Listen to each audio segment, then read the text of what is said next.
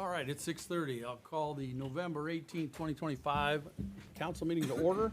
Please join me in the pledge of the flag. I pledge allegiance to the flag of the United States of America and to the republic for which it stands, one nation, under God, indivisible, with liberty and justice for all. Thank you. All right, call the roll, please. Roger Hammer, Here. Bruce Brown, Present. Kevin Ritchie, Here. Jeffrey Van Oy, Present. Desiree Payton. Coming back soon. Just marked you as present. Okay, we need to enter a public hearing, so we need a motion to adjourn the council meeting and convene the public hearing. I'll make the motion to adjourn the regular council meeting and convene the public Not adjourn, No, recess. sorry. recess. Not adjourn. Make the motion to recess the regular council meeting and convene the public hearing. All right, we have a second? I'll second it. All right, we have a motion, a second. All in favor of beginning the public hearing, say aye.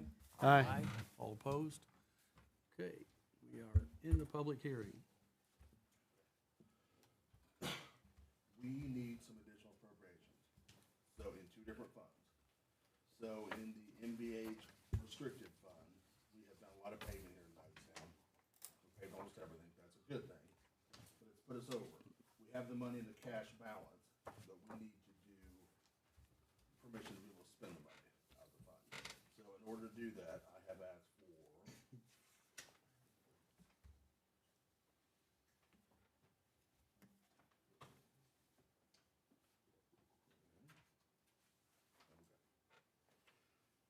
an additional appropriations for fund number 2203, MVH restricted fund.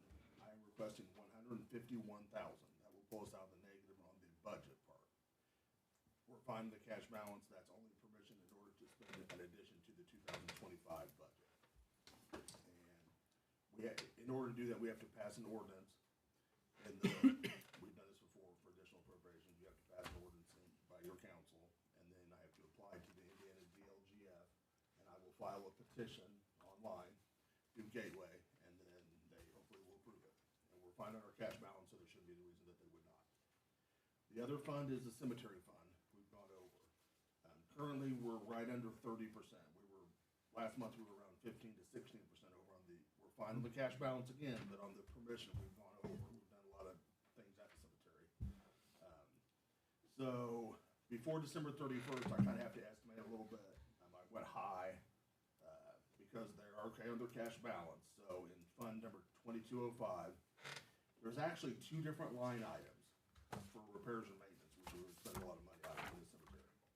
There's 2205-00-1361.000 for the record.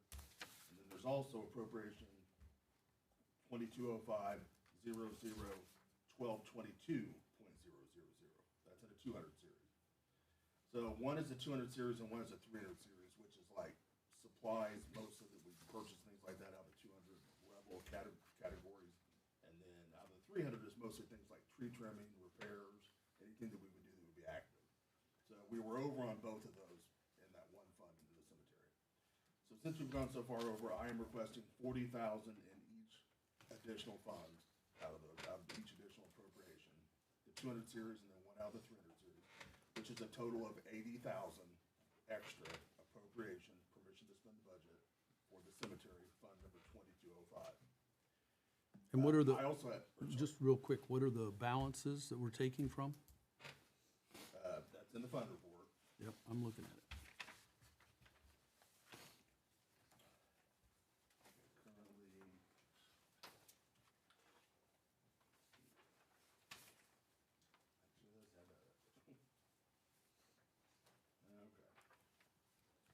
Currently, okay. As of October 31st, 2205. Cemetery Fund 2205 is $144,270.81. So I'm requesting an extra 80,000. We'll need to spend a big chunk of that, and there's no way to estimate, and we can't go over because you have to have a public hearing, so it's a timing thing. So before December 31st, I have to go a little bit above just to make sure and estimate. So I've gone 40,000 out of each of those, a total of 80,000 for the cemetery. The MVH restricted is a fund that's only for, it's kind of like a holding fund. We have the MVH fund, which is the street department basically, but they created the MVHR fund a few years back for crossroads and paving and things like that. So really, that's basically all you're really supposed to spend out of that fund. And since we paved everything, we've done so many road projects, that's why we've gone so far over. So that's just to pull us out of the negative. If that fund is at zero, that's okay, only because it's that type of fund. You know, we wouldn't want to go to zero in any of the other funds, but being that it's just strictly for like road projects and things, almost like a holding account, we're okay. The fund for 2203 MVH restricted cash balance as of October 31st is $161,362.85.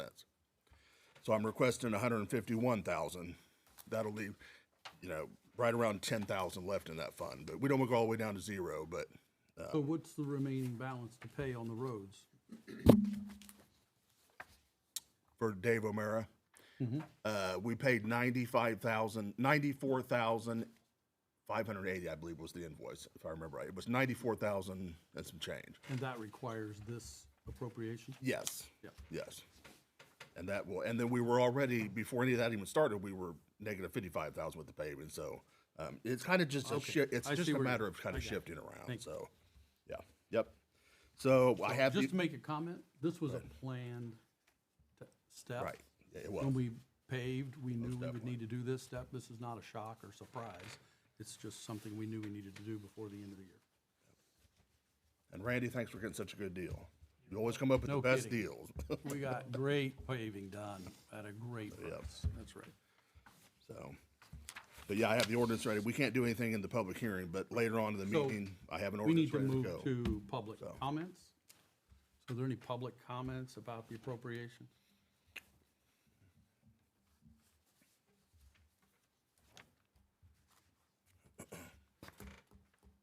Nope, going once, going twice. All right, thank you. So we need to now have a motion to close the public hearing and reconvene the regular council meeting. I'll make the motion to close the public hearing and reconvene the regular town council meeting. I will second that. Okay, we have a motion, and a second. All in favor, say aye. Aye. All opposed? All right, we are now back in our meeting and our, let's move to approval of minutes.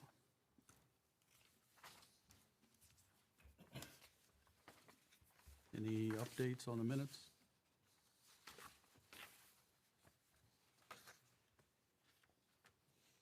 I was not here, so I will not be voting.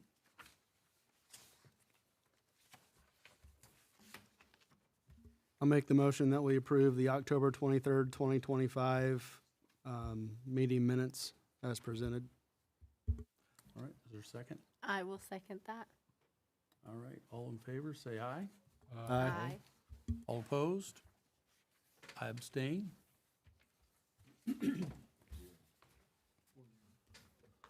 Thank you.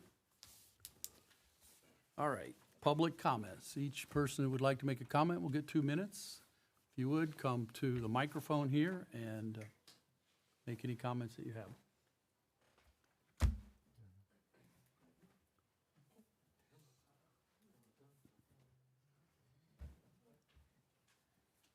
Diane McCord, And your address? 327 North Adams Street. Would like to have the golf cart parade approved, if at all possible, November 29th, 4 o'clock. I don't know how much information you need, but we're going to meet at the Knightstown Intermediate School at 3:30, leave out at 4, as for Toys for Tots, Say that again, the timing? 4 o'clock. 4 o'clock from? We're going to meet at the intermediate school at 3:30. Okay. Or, meet there at 3:30. And what's your route? Do you want to know the whole route?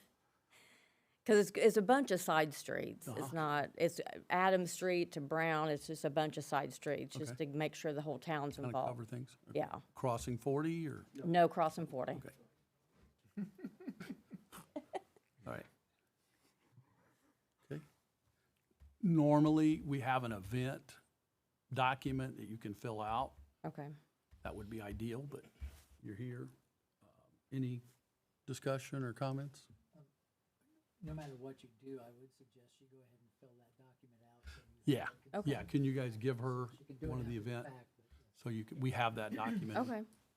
So is there, I guess we always have to ask, is there some insurance or something being done to make sure that people are kind of covered I know the if there's police an accident or department- something? The police department's involved, Right, I understand. so, I mean, I can do a liability, I guess, kind of like we I do. mean, for we're not benefit- taking responsibility for anything. Okay. I think, I can do like a benefit liability Sure. thing, have, like we do for benefit rides. Greg, is that pretty much up to her at this point, or do we Clear care? What's the purpose of the beneficiary of the, are you raising money? What is? Toys for Tots, Toys for yeah. Tots, I'm sorry, okay. yeah. You may have said that and I didn't Yeah. hear it. And then what's your organization called? Or is it just? a I, group of I'm just citizens? doing, Just a group? of yeah, just a Citizens, group, right. yeah. Yeah, well, so the problem is usually to get an insurance policy, you need some kind of an entity. I'm sure she could probably pick one up. They probably all carry insurance on their, units. You said it's golf carts, right? Is that Yeah. what you said? And so, I don't think she would need any others at this point, because there's no organizing entity other than this lady, so. Yeah. And to ask her to go out and get a one-day event, it's usually called an event Right, policy. right.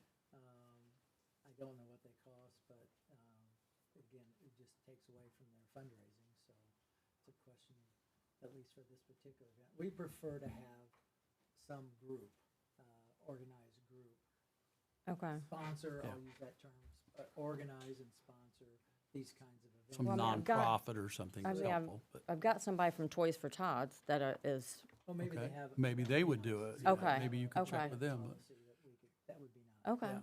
And you may want to, have people who are doing this sign a waiver or something. It's, Okay. okay, Yeah, I can do that. all right. Is your, the motorcycle group you mentioned, is that like an organization or? Well, we have, when we do benefit rides, we have a liability thing that we do Okay. sign, so. Yeah.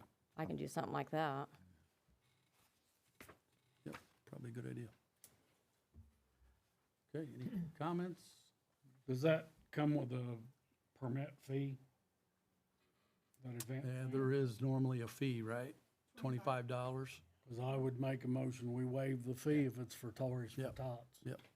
I'll second that motion. So we're making a motion to approve the event, is that right? And waive the Approve fee? Waive the fee. Okay.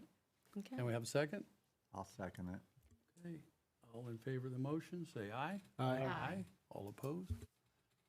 Thank you. Good luck with your event. Yeah.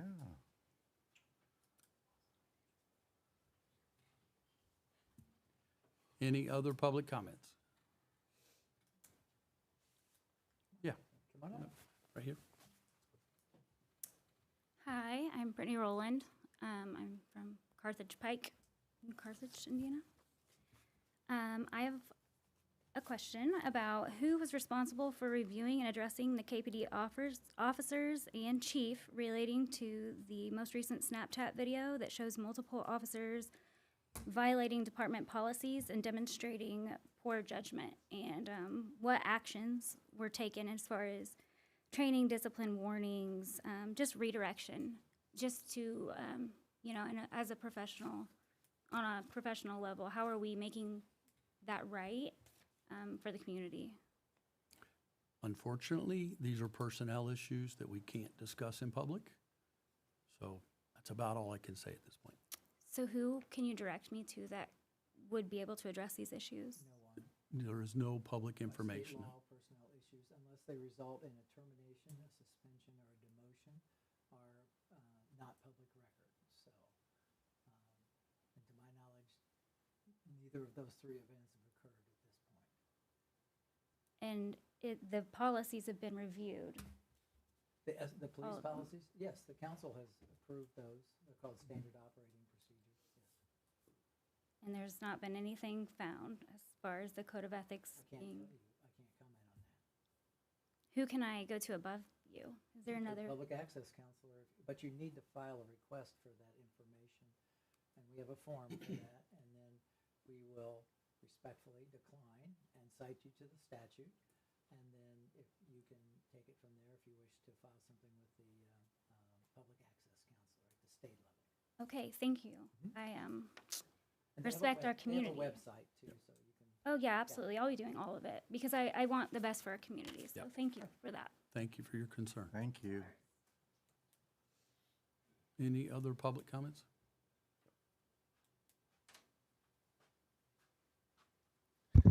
Dave Maddox, 203 North Adams. Spell your last name. No, No. They should know how to spell by now. 3 years and some. Mattix. Go right ahead. I want to piggyback on what Brittany was talking about.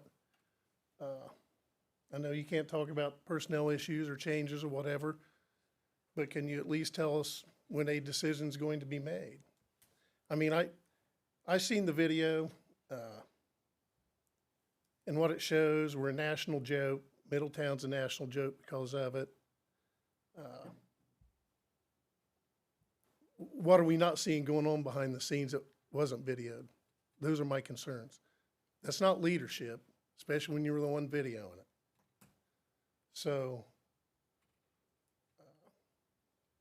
when is a decision going to be made? Tonight? There's, Tomorrow? Again, David, I think it's time to find a permanent police chief, not someone who tries to run two municipalities. that's a different issue. And they can respond to that one. Okay. But as I mentioned, even if a decision has been made regarding discipline of those officers, if it doesn't fall into one of those three categories, it's still not a public record. Okay, thanks. thank you. Any others, public comments? Yep. John Davis, 124 West Main Street. I wanted to compliment Randy and his crew. I've noticed a huge difference in the cemetery and how nice it's been looking. I see it every day driving by there 100 times a day, so it's noticeable, and we really appreciate it. Thank you, Randy. Any other public comments? All right, we'll move on to police report.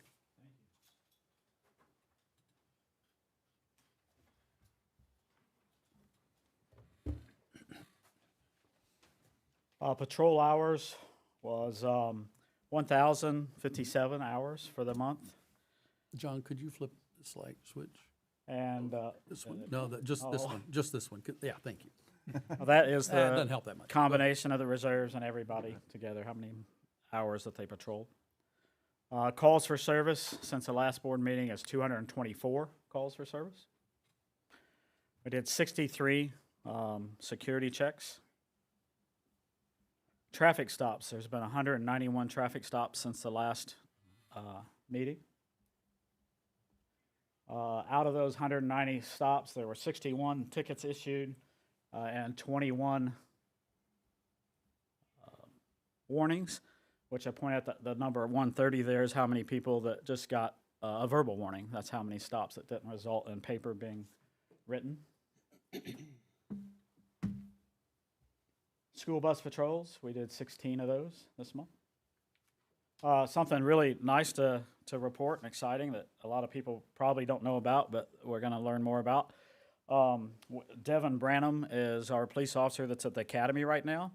He is one of those officers that was a reserve in Middletown, came here. On his first day on his own in Middletown, he did CPR on a gentleman and saved his life.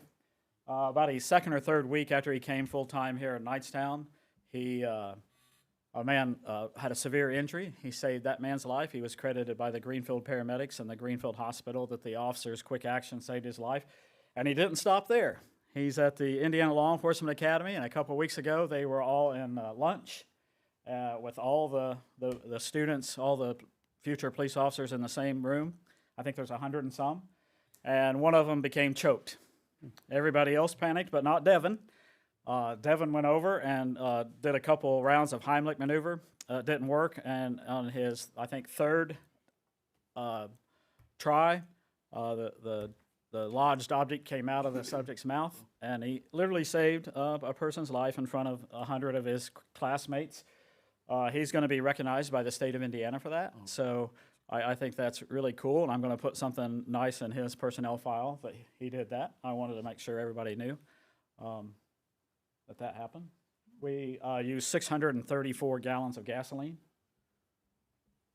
The arrests, we're down to 12 arrests this month. Operating while habitual traffic violator, never licensed, resisting law enforcement. We had a warrant arrest, which was a felony on a probation violation. Operating while intoxicated, another warrant arrest on domestic battery and resisting law enforcement. Driving while suspended, a couple of those. Possession, only one possession of methamphetamines, that's way down from a few months ago. And I hope that's because of the active traffic enforcement and the presence in town compared to a year ago. Operating while intoxicated, driving while suspended, and driving while suspended. Our first Citizens Police Academy wrapped up this last Monday. It was really an enjoyable experience. We had several students. I'm going to post we have some pictures. I'm going to post some of the certificate handing out, I guess you would say, on the Facebook page here soon. But we got a lot of positive comments. Got a lot of went over a lot of good things, and we went about 3 weeks over what we planned to because we had such an active crowd, and we covered all topics and really had a good time doing that. And I can't wait. We'll try to do another one after the first of the year. It was really rewarding, and to get the community involved and teach them some of the things that they learned, it was a lot of fun. Introduction, I said new approved. I guess they haven't been approved yet. These people I would like to have approved. When I first came here, we started with several reserves. A couple of them are now gone. So we're back low again. So we took some applications. We did some extensive backgrounds. I had nice interviews last week. They met with the police committee this afternoon, and I'm recommending or requesting that we add 5. Allison, if you stand up. Ryan Scott. Braden Varga. Mallory Deathridge. Cody Ballou. We have experience. Cody works at the jail. He's a former police officer from Lawrence. Ryan is an EMT and also Air Force Air Guard, or how do you say that? Air National Guard. Mallory works at the old children's home. I never can remember what it's called now, but she's been down there several years, and we have a lot of talent here, and I would like to put these 5 forward and get them started in training, and hopefully get them out on the streets in the next couple months after they get their training done. So, yeah, if you guys would like to ask questions or whatever you would like to do with them, I'd be fine. Other way. So I would just like to say how important it is that we have a good group of reserves and a sizable group. It's a huge help to the town. It brings obviously new talent in, and we've over the years, I'll say, been good at this and not so good at this, and I think you're doing a great job bringing in reserves, and I just thank you for that, and thank you for being willing and prepared to serve. Whenever you're ready, you just need a motion. Who are the? Yeah, if you have questions, we can ask questions. I just had a quick question. Who are the reserves that are no longer with us? Spencer Maxwell and Logan Markham. Oh, okay. I just wondered.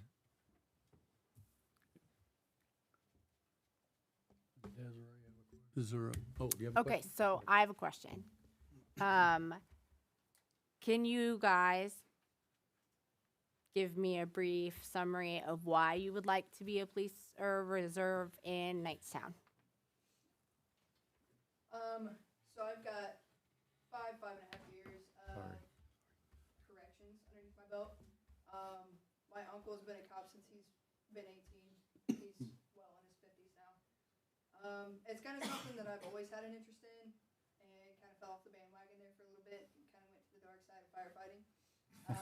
But I'm trying to get back into law enforcement. It's public safety has always been my number one thing. I've always had an interest in it, and kind of like I was telling them during my interview, right place, right time. I feel like Knightstown's the right place, and right now is the right time. So that's why I'm here. Hello, I'm Allison Royalty again. I have been on the Knightstown Fire Department since March. I've lived in Knightstown for 2 years, and I've spent the previous 10 years as a public servant, and I think that this is just one more spot that I can continue to do so.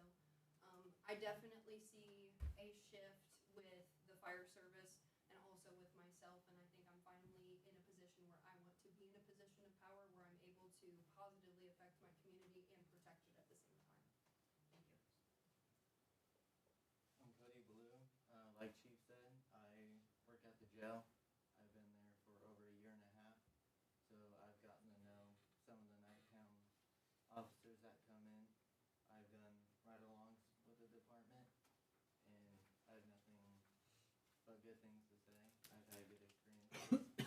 I do have experience in law enforcement, and I just feel like Knightstown is the place for me. Hello, my name is Braden Varga. I come from a few years of law enforcement in the hospital sector and as a reserve at Lawrence. And the one big thing that I noticed is in the hospital side in Lawrence, they weren't really pushing for more of community involvement. They tried to preach it at Lawrence a little bit, but you don't see that involvement with their officers. And I've lived in Knightstown since December of 2018, and every time I've seen a post about Knightstown, 99.9% of the time it's a positive outlook, and I love seeing how involved the officers are with the community, and that's one thing I've always inspired me as a police officer is that community involvement, and that's why I applied here and would love to work here with town. So I've been an EMT for 4 years now, ever since I graduated high school. I was immediately out helping people, and I've been serving the citizens of Henry County for 4 years. For about a year and a half or so, I was also working here in Knightstown with the ambulance service called Southwest District Ambulance Service until they ultimately closed. And then I went to Middletown, where I now serve the citizens of Middletown as well as an EMT. To me, it's always been very important to help people and to be a part of the community you live in. I have friends and family who live here in Knightstown. I have friends and family who live all over the country, really, which is why I've started serving in the Air Force now. But I believe in a small community and being a part of that community, as opposed to going to some large, major police department near to Indy that may pay better, that may have better benefits. I don't see that community involvement that we have the possibility of having here. And being able to help each individual in your community is what's mostly important to me. Thank you. Any other questions? Okay. I'll make a motion, we approve the 5 individuals that have been brought before us today. And I'll second it. We have a motion and a second. All in favor, say aye. Aye. All opposed? Motion carries. Welcome. Thank you. Sorry, I skipped you. Just so you know, the professionalism starts like right now. Like, you know, it's a very serious job and it starts right this second. You're looked at as a police officer, and it's very important that you all just understand that.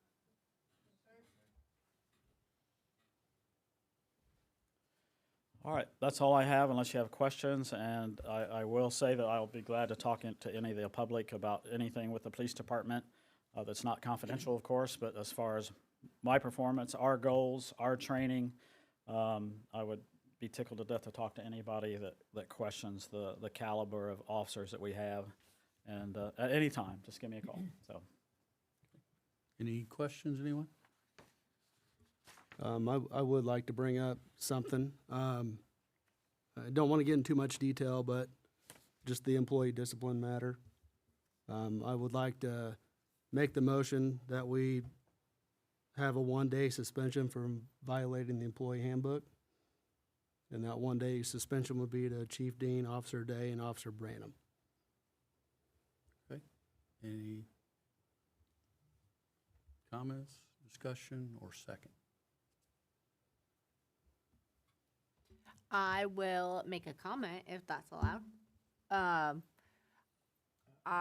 Desiree, We need to, it really needs to be a second before there's Yeah, discussion on okay. that. Oh, okay. So, because if there's no second, it dies for Yeah, lack of- right. Okay. And then True. there would be no need for discussion. correct.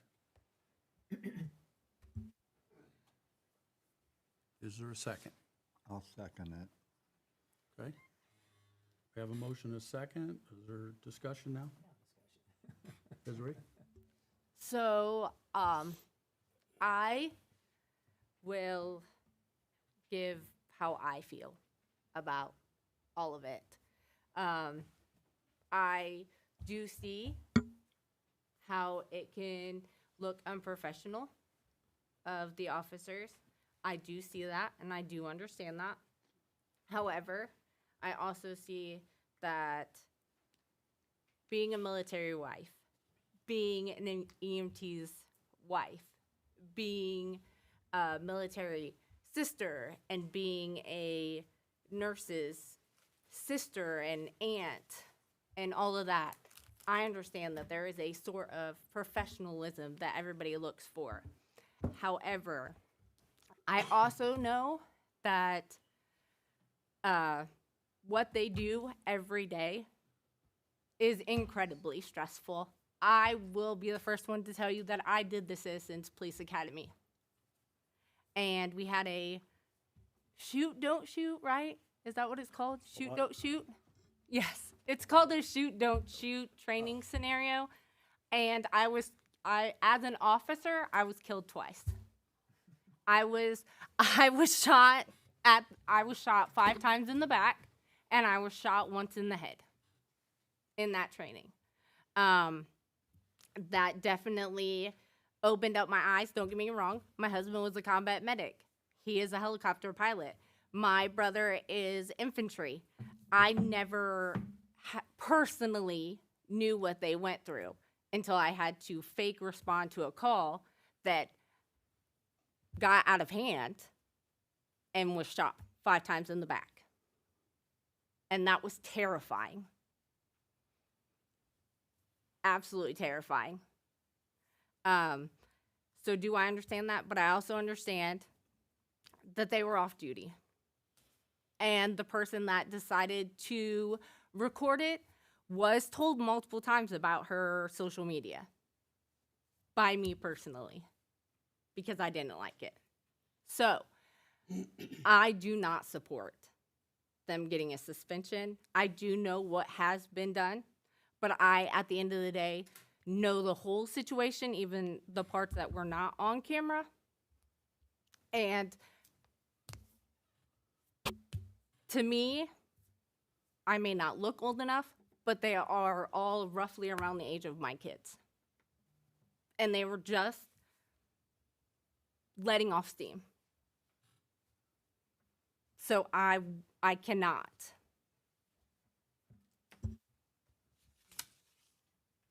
Okay, any other comments? All right, all in favor of the motion, say aye. Aye. Aye. All opposed? Aye. Aye. Bart, we need to do a roll call. Yep, yes. go ahead. Thank you, Bart. Roger Hammer. Nay, voting against? Right, that's correct. Yep. Bruce Brown. Nay. Kevin Ritchie. Yes. Jeffrey Van Hoy. Yes. Desiree Payton. Nay. Okay, motion fails. Thank you. Any other comments? No? Thank you. All right, Works Manager report. Randy. How we all do. Good.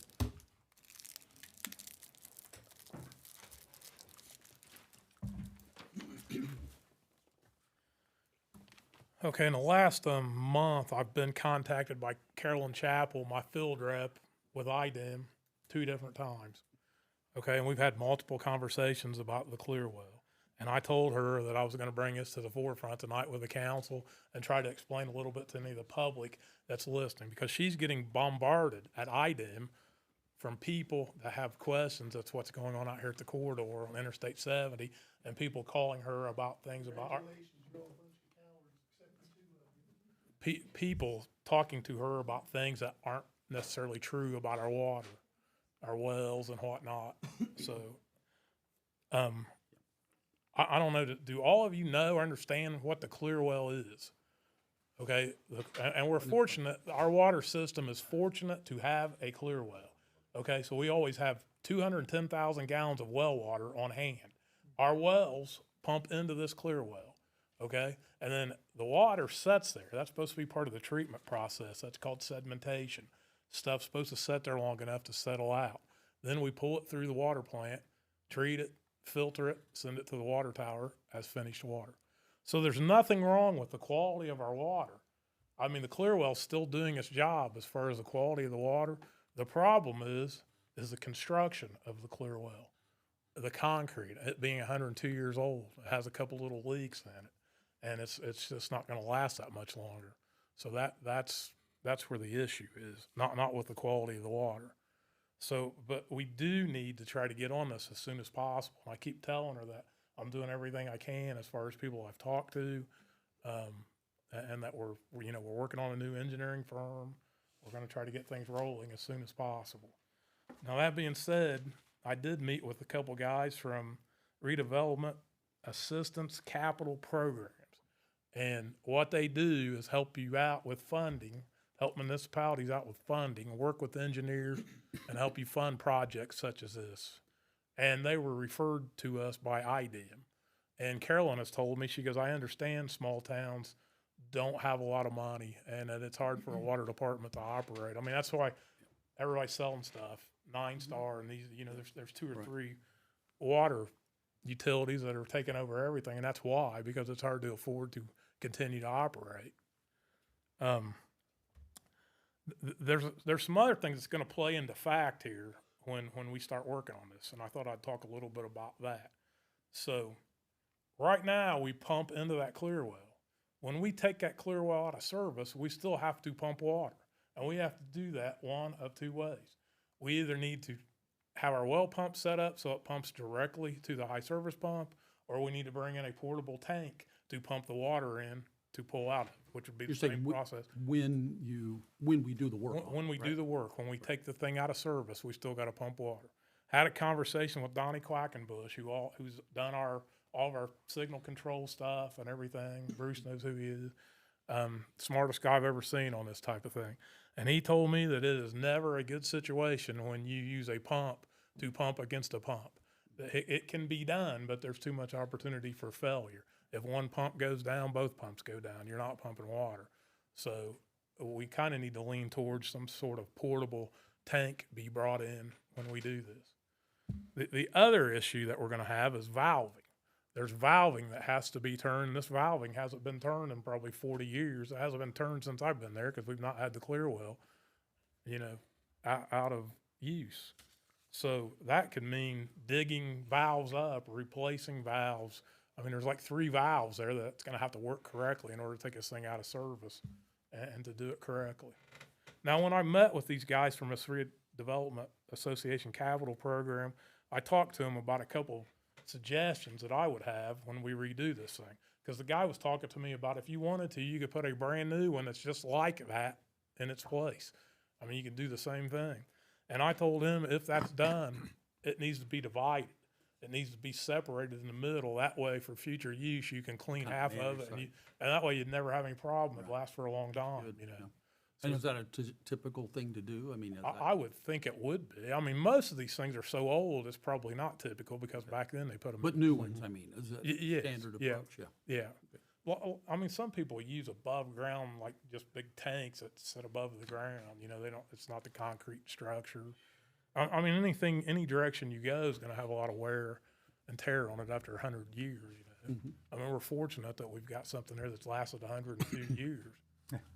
So, and I end up with it. So, That's where we are. And Randy, I apologize, but maybe you've already said this, but how much is the project? Because you said this was a pretty expensive project to Well, we've replace got all one that. quote to just redo it, okay, and it was like $550,000. That was for like an exterior epoxy. Figured that's About that- it- half. Yeah, This is just from memory. That's about half what replacing it was. Yeah. My memory. just Okay. repairing, right? And that's just What's from the there? preliminary engineering report. That's Yeah. not a real design, so. 550, you said? One of the things is we're not real 100% sure what the top of it's made out of. I mean, it's gonna have to be taken out of service, get inside and inspect it to see what we got, to determine exactly what you could do if it comes down to rehabbing that. So, I mean, that's kind of where we're at with that. And I Just met. maybe a comment on that. Yeah. I'm personally, I'll say a little reluctant to rehab it because it is so old. Right. But I think if we could get companies to bid on something like that and give us a guarantee that's, Yeah. I mean, might be tough to find, but if we could get a mini decade guarantee, you know, at least 30 years, but I mean, I've 550,000. heard 50+ years on this epoxy if it's Yeah. done correct. But would somebody, I mean, a guarantee for 50 years, you don't know if the company's even gonna be around, right? Yeah, So- that might be hard to do. I don't know. I don't know. I did meet with the people from Commonwealth. They came down. I took them a tour through the plant. We looked at the clear well, talked about that, took them to the sewer plant. We looked at some of the problems we've had down there. I mean, they offered up some different suggestions. I thought it was pretty nice of them that they brought a group in and at least wanted to talk, you know. I actually was pretty impressed with them. Held job interviews. We had several applications. I went through them. I had 4 people that I thought were worthy of an interview. I ended up hiring Isaac McRoberts for the cemetery position. I had brought a guy in at the sewer plant. We'd showed him the sewer plant. He acted like he was impressed. He acted like he wanted the job. I called him to offer the job. He waited 3 days to get back with me and then said he wanted to meet with me Monday and talk about more pay, that it just wasn't enough. And I told him we just can't. I mean, he was wanting more than what Lexi makes. So, you know, I told him I understand, but we just can't go there. So that's an issue that we've got, you know, as far as that goes.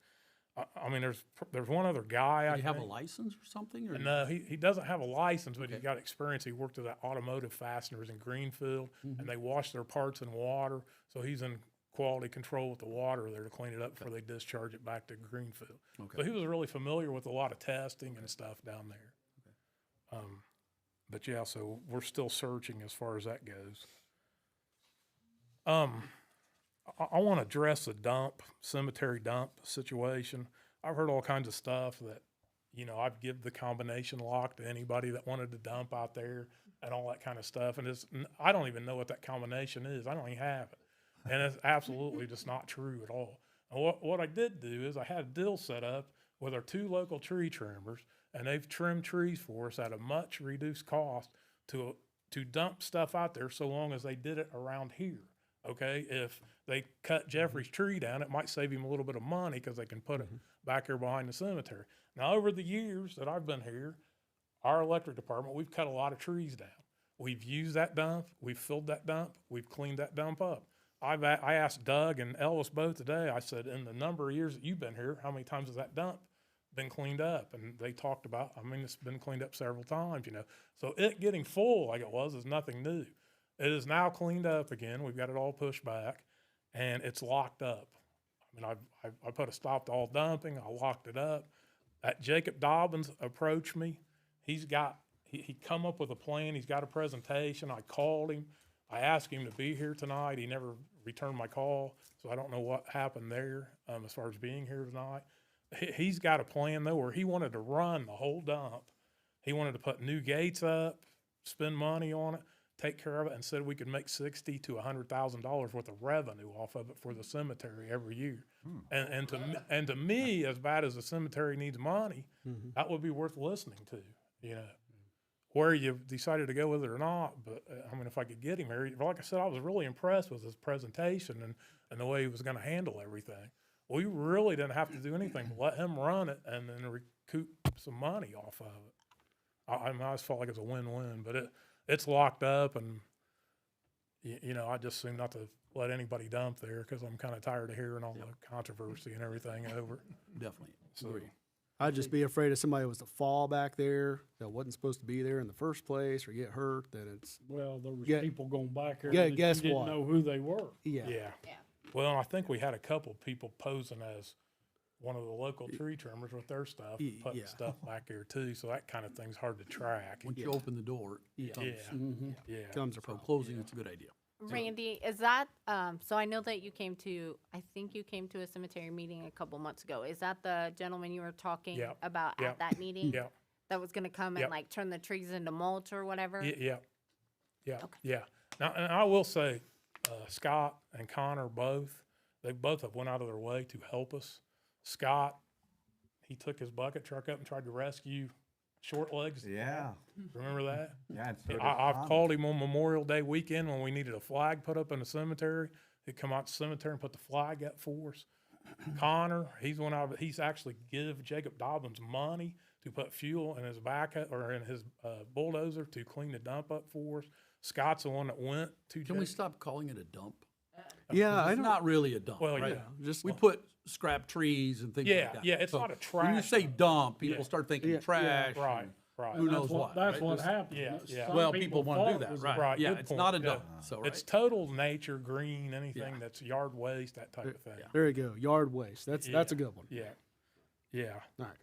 So, yeah, yeah. I mean, that in Anything his, biodegradable. in his plan, he talks about being able to recycle material to help the town, ground up concrete for alleyways, trees mulched up for mulch for cemetery use, and all the ways you can use some of that stuff that is brought in back there, you know. I mean, like I said, I was really impressed with it. But Well, plus I'm sure he would have all his stuff, you know, the W-9 and all that. So as far as him, you know, if he was to go back there and spend a lot of time back there, even if he was to fall into his employees, I mean, he'd probably be covered, I'm sure. Right. What does Jacob do? I don't know him. He's got a huge excavation. That's his whole Oh. deal out there in Raysville. Okay. Out on, yeah. He just redone that house that Bill Gorman used to live in there Oh, on is National that Road. him? Yeah. I didn't know that. Yeah, I mean, he's pretty impressive, really, with what he does. That's great. I didn't know that. And one other thing, Lexi's been having trouble with her Headworks Pump 1 down at the sewer plant. It's starting to fault out a lot, creating problems.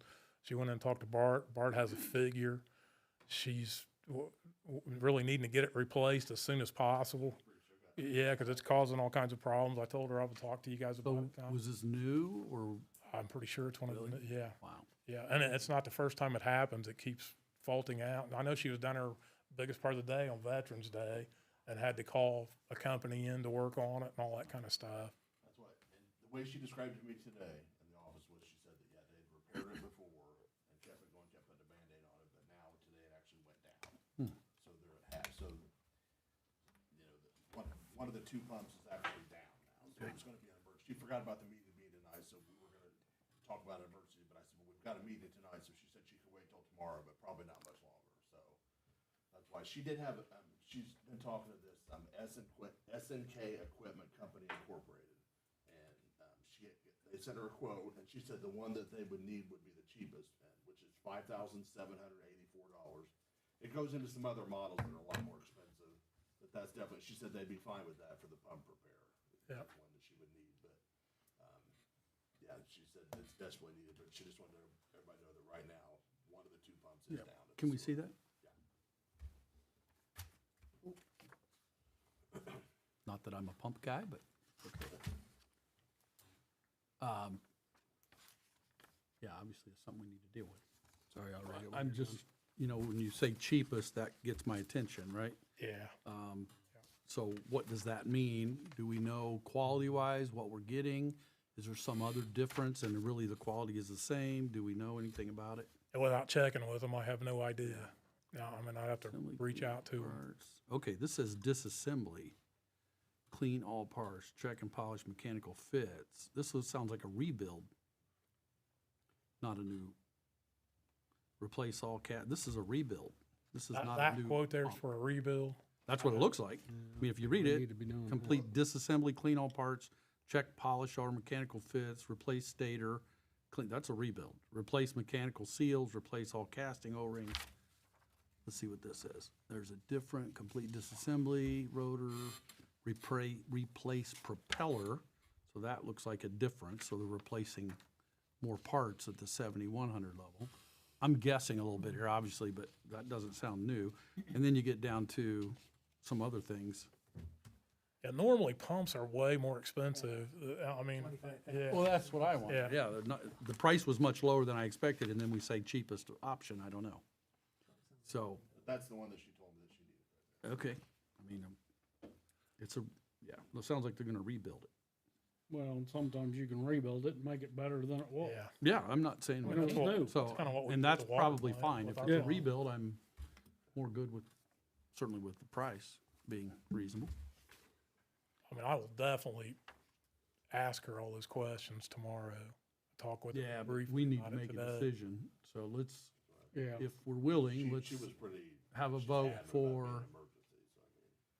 But she's almost to the point where she was so shook up about it, she couldn't even hardly talk to me about it. That's why I was struggling to understand. What's all the of it. propeller?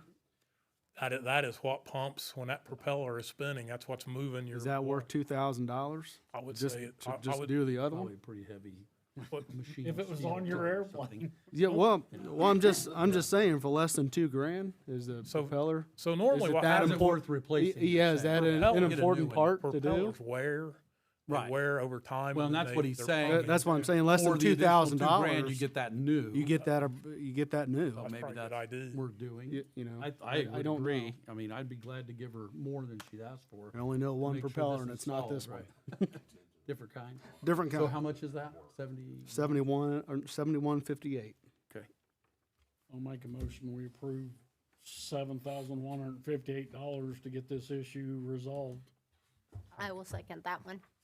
All right, we have a motion and a second for the pump replacement, I'll say. All in favor, say aye. Aye. Aye. All opposed? Thank you. Just one last thing, I'd like to thank these girls here for all they do. You know, I couldn't do it a lot of days. I couldn't get by without their help, you know, with everything that goes on. And I really appreciate it. Okay. That's what I have. Thank you very much. Thanks, Randy. Randy, I have something for you. The pre-retirement gift. Oh, there you go. Is That that a didn't public, come something from you should the open in the corner public or not? It's only 10 years too early. I'll see if Jay needs this. Okay. Appreciate that. It's a Okay. private joke, Okay. but That's fine. Thank you, Randy. you're welcome. All I want right. to say one thing with Randy Okay. talking about the girls. One of the tree trimming companies, and I will not mention, came in and very rudely addressed the ladies in the office, demanded his money, used unacceptable language. And at that time, I told Randy, if he's gonna act like that, he don't need to work for the town. We haven't used him since either. So that happened recently, or? It's been some time ago. Okay. I can't remember exactly when. Thank you for letting us know. Yeah. Hmm. Yeah, so, sounds like you're acting appropriately about that and handling it. That's good. All right. New business, 2026 legal service agreement. I thought.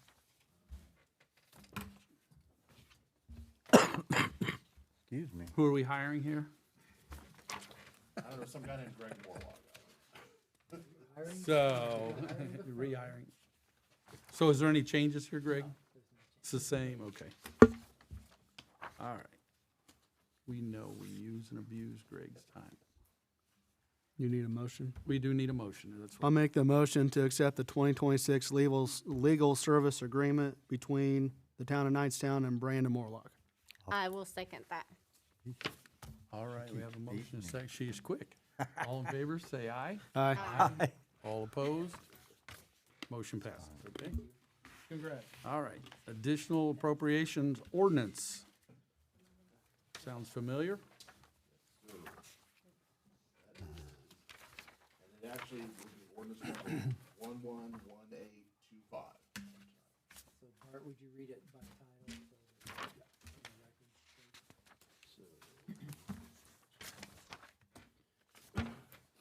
title? Town of Knightstown, Indiana, ordinance number 111825, ordinance for additional appropriation.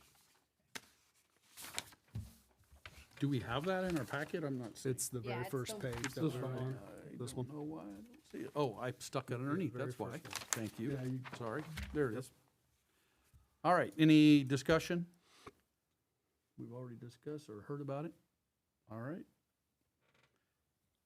I'll make the motion, we pass ordinance number 111825 on first reading. I will second that. Okay, we have a motion and a second for passing on first reading. All in favor, say aye. Aye. All opposed? Motion carries. Do we want to, I think we would probably want to consider suspending the rules and passing the ordinance? I make a motion to suspend the rules. Okay, What am I supposed to say? is there a second? I'll- Go ahead. I don't care. It's, Bruce seconded, all right, thank you. All in favor of the motion, say aye. Aye. aye. All opposed, okay. We're suspending the rules. Read the ordinance by title only, please. Town of Knightstown, Indiana, ordinance number 111825, ordinance for additional appropriation. Thank you. Do we have a motion? I'll make that motion to approve. Okay, we have a motion to approve the ordinance. Is there a second? I will second that motion. All right. All in favor of the motion, say aye. Aye. Aye. Motion passes, and the additional appropriation is passed. Thank you. Ambulance is on here. Who's talking about the ambulance? Anybody talking about the ambulance?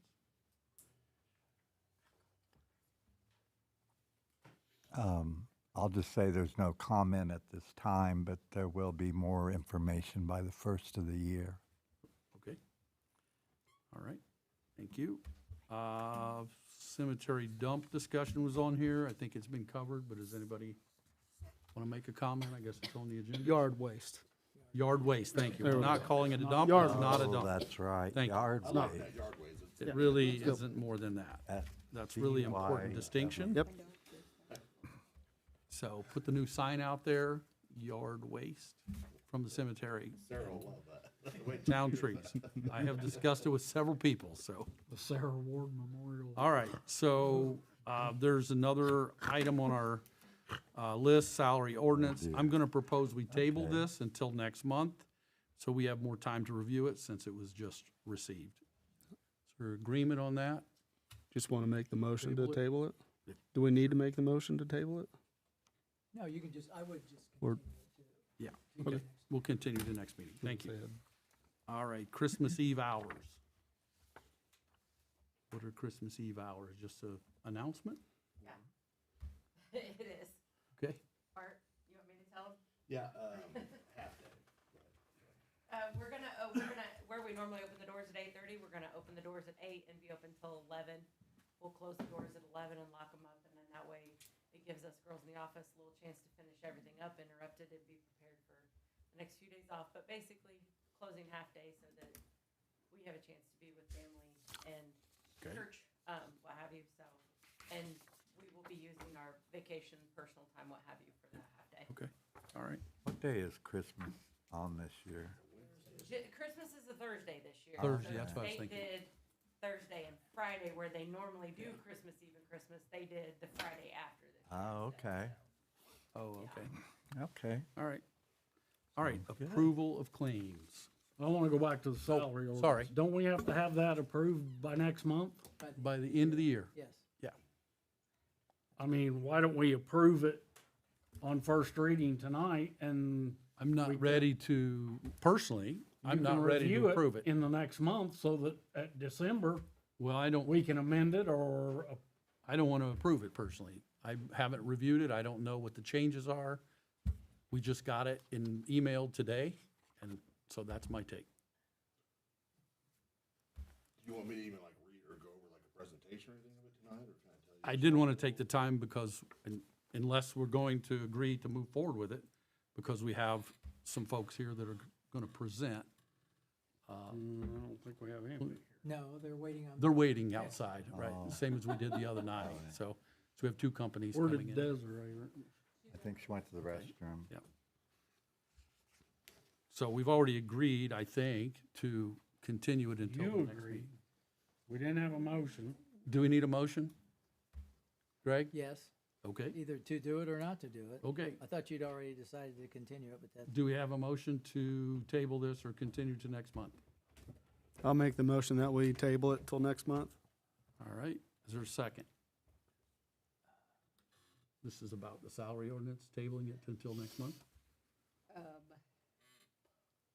there a second? It needs to be approved by the first of the year. Yeah. Correct. But we have a meeting next month. Right. And my comment is we got it today, and I've had no time to review it. I don't know what the changes are, and so I'm not willing to vote even on first reading. So that's my take. Can we have Bart Do you want me to read the? do a reading or just So Bart, there's a lot of yellow. explanation Yeah. of That's how what to I'm vote? I mean, a lot of yellow in it, That's what- so. Why is there a lot of yellow? I just kind of wanted to read it. I mean, Okay. If we could, we have to do that in a public meeting, right? We can't. This is a public meeting. This- That's yeah. what I'm saying. I mean, so we can I have have to, right. I mean, So we have I- a motion on the table. We need to take the motion or take it away. Is there a second for the motion to table this until next month? I think Going once, going twice. second that. I can second it, I guess. Sure, I'll second it. So we have a motion. All in favor of the motion, say aye. Aye. Aye. All opposed? Nay. Roll call. nay. Yep. Okay, it didn't pass, but. you Didn't do a roll pass. call. No, it still has to. Yep, You need a roll call. do a roll call. Okay.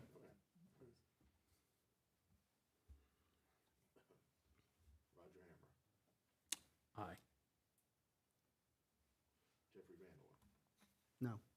No, aye. Or Aye aye, is what you're aye, voting. aye, yeah, aye, Yes to the motion. yeah. Yes to the motion, Yes, right. aye. He's confused. Desiree Payton, Nay. to Aye. the motion. Yeah, the motion was to table. Kevin Ritchie, Nay. Bruce Brown. Nay.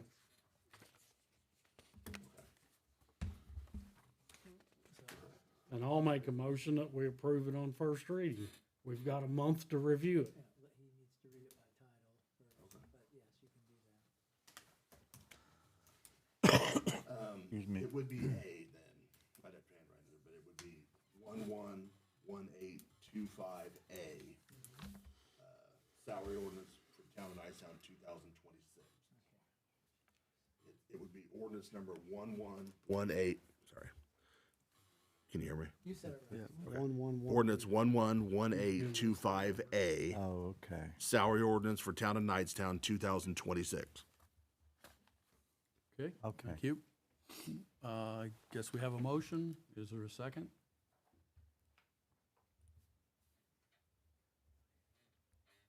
First reading. Sorry, by what are we first voting read- by on? title. He made a motion to approve on first reading. Bruce did. Are we gonna be able to have a discussion tonight We- about it? He already made a motion, so we need to take and decide what to do with the motion.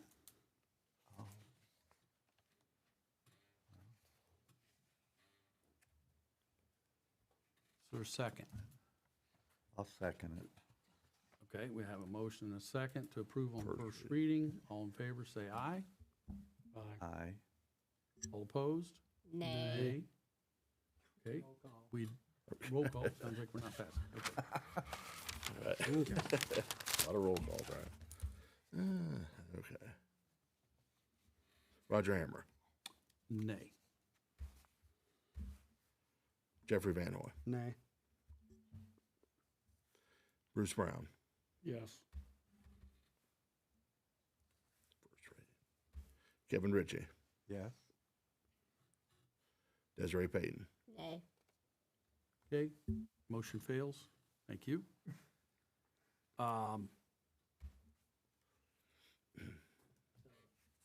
So there's nothing to do because you voted down. to Right, continue we it, voted and down. you There's voted nothing else down to do. approve it on first reading, so there's So nothing we'll- else for you to do with it. We'll deal with it next month. Presentation of claims. Failed.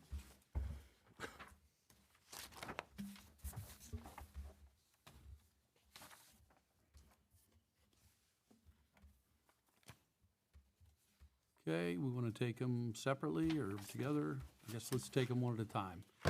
Voucher, accounts payable voucher registry, town, payroll, excuse I'll me, make- payroll. Payroll, got you, sorry. Yeah, I make the motion that we accept the accounts payable voucher. Can I say the dollar amount? Sorry. Oh, yeah, Yep, go For ahead. the payroll. Oh, sorry. Payroll is $155,915.84 for payroll. I'll make the motion that we accept the accounts payable voucher as presented for the amount of $155,915.84. I will second that. All right, we have a motion and a second. Thank For you. the payroll docket, all in favor, say aye. Aye. Aye. All opposed? Motion carries. Thank you. And for And then the, for the general council council docket? docket, the total dollar amount is $391,939.92. and that includes $94,900 for paving For Dave O'Mara. and $181,000 of power, so that's Yeah. a large part of it. And it still was pretty low, I mean, to be honest, because a lot of times that bill's 400,000 or 500,000, so it's still pretty good. Plus And he was nice enough to be able to, where we can do, we paid Yeah, they love 95,000 this year, and then the next, after the budget's approved in 2026, we can pay the remainder of the bill. Is there a motion? I make a motion to approve the accounts payable register summary for the total of $391, 939. Got it. Thank you. All right, all in favor? Oh, I'm sorry, I'm looking for a second first. I'll second it. I have a question first. Yep, Okay. just go ahead. 348 HWC Engineering, what is that? That's Hannah Weigel. That's the guys that just walked in. They Just walked in. worked with us on the, well, how much was it? 30, $3,056. yeah, for preparing the Washington Street information for the Ready To grant. Okay, we discussed that, I think, recently. I don't remember. Yeah, Ever it was not a long discussion, but we did discuss that. Originally, it was going to be related to the what we call Blue River Park. But the park board decided not to contribute their funds. So we switched to another project so we could get involved in this opportunity to get $500,000. So that was, and we already have a $10,000 budget that was approved last year to work with HWC on these kinds of projects. So we did that work. I have one other question. I have a question. I saw that there's $100 for towing Austin's car. In his reserve car? No, in the Durango. Oh, it was the Durango, sorry. Or police I car. didn't know that. Yeah. Yeah, Oh, it's Okay. just stated as like a Police person's vehicle. car, right? So a police vehicle, right, okay. We couldn't. So we should probably adjust that to say police vehicle or whatever it is. It only Okay. puts you the first. I didn't see it, but okay, Okay. all right. Where was it towed from? It was towed from, it was here in town, and then it was towed over to, I think they took, remember they told you The- about it? yeah, last yeah, meeting where they yeah. kept trying to start it? Yeah. Ended up, it was towed over to Middletown, the mechanic that they use over in Middletown. Okay. Because it couldn't be repaired here, so. And Davis doesn't help us out with that anymore? Landon? A reduced rate of $100 because it was. Yeah. I mean, $100 isn't bad, but, you know, Pretty it's cheap, pretty cheap. unfortunately, Yeah, it's these pretty days. cheap, but, Usually a couple hundred to tow something. I don't know of any signed agreement we have with them where they. Gotcha. bill us for- And I think fill out the ask if they pay somebody to go and if. Yeah. $100 is pretty. pretty good, yeah. Yeah, that's a good deal. Both fuel pumps went out. So it has primary and secondary fuel pumps, and they both went out, so. Just replace them both. And then the Axon body cams, Roxanne, is that the final payment to that, or is that? Yeah, that's. That was total the- For the first year lease and then the, I think shipping and what Okay. have you, that cost. Yeah. Okay. Anything else, Bruce? Yes. All right, we have a motion and a second to approve the council docket. All in favor, say aye. Aye. Aye. All opposed? Thank you. Motion passes. All right, other financial matters, anything? Bart? No, that was the most important thing was that additional appropriate. I'll get that filed with the DL, Jeff, and we should know within like 48 hours. I'll get that done online, so hopefully. Any other legal matters? All right, RDC, not a whole lot going on there right now. Let's talk about, so. All right, we're at a point ready for engineering firm review. HWC, come on up and present. You'll have 30 minutes, same as we gave other companies, and then we'll have 15 minutes to ask questions. Thank you for coming.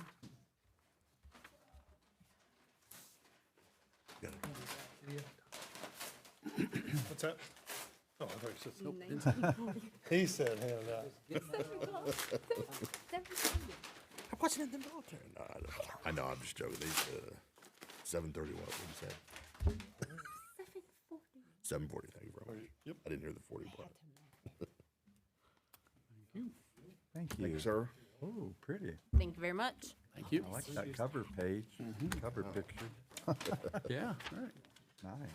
From all the other ones that you didn't get to make it. They gave us tons of pins. Okay. Oh, okay. Thank you.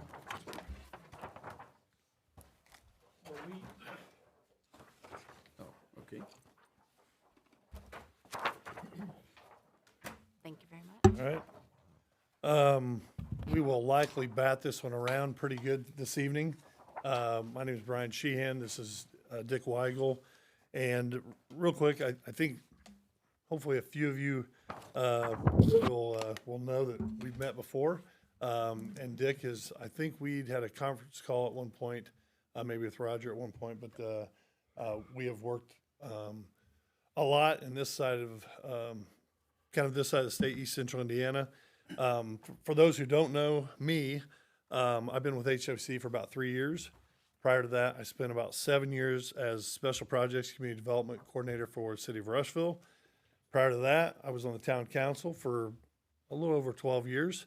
So certainly what I bring to the table and what you hear is a lot more of that side. So the kind of the way you see the world. And then we partner well with Dick and the engineers and the brainiacs and the folks that really make things happen behind the scenes.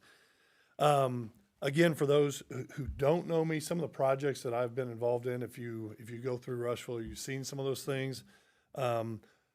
These projects I'm going to mention, I had experience on the city side and or working with HWC. So it is one of those things when I come to you saying, hey, we do really good work. That for 7 years, that was me as a customer and HWC. And when a lot of the meetings I'll end up being at, I will ask questions kind of like, Dick, I'm sorry to do this, but I got a question on their side of the fence here. What would that be? Put you on the spot. So most of them feel like it's putting them on the spot, but I really do take that experience and try to help the communities that we serve. We did housing. We had what we called boulders, phase 1 and phase 2. That's kind of a townhouse and estate homes. We have something called Washington Street, not your Washington Street, but a different kind. We had workforce housing, we did water, sewer, and drainage planning. Other planning that we did collectively were stellar, strategic investment plan, comprehensive plan, economic development strategic plan, downtown plans, park projects, streetscape, trails, Love Community Center, and Diamond Pet Project. So all of those things, most of those, I had my foot in the other end at one point, but worked with folks like Dick to get this done. The other thing that I think that both of us bring, my experience in sniffing out, finding funding, which is harder and harder, especially at this time. But we have done things with Okra, Stellar, Ready 2, Gift 7, Gift 8. Another partner that you're going to see a little later is Mason Gordon. One of my favorite stories, Mason was one of my interns at the City of Rushville. He went off, he got educated big time, came back. He's all about rural development. and he works with HWC. So that's a partner of ours as well. So that's a quick little intro to mine. Dick will give you an intro, and then I think right then we'll stop. Then we'll kind of go through, but I think Dick Weigel, I've been with the firm since 98, been doing engineering work, water, wastewater primarily for about 40 years now. So, Brian talks about funding. I've been involved in all those kind of programs and for small towns of 500, and we've done bigger projects with things like in Terre Haute and Muncie and some of those size communities.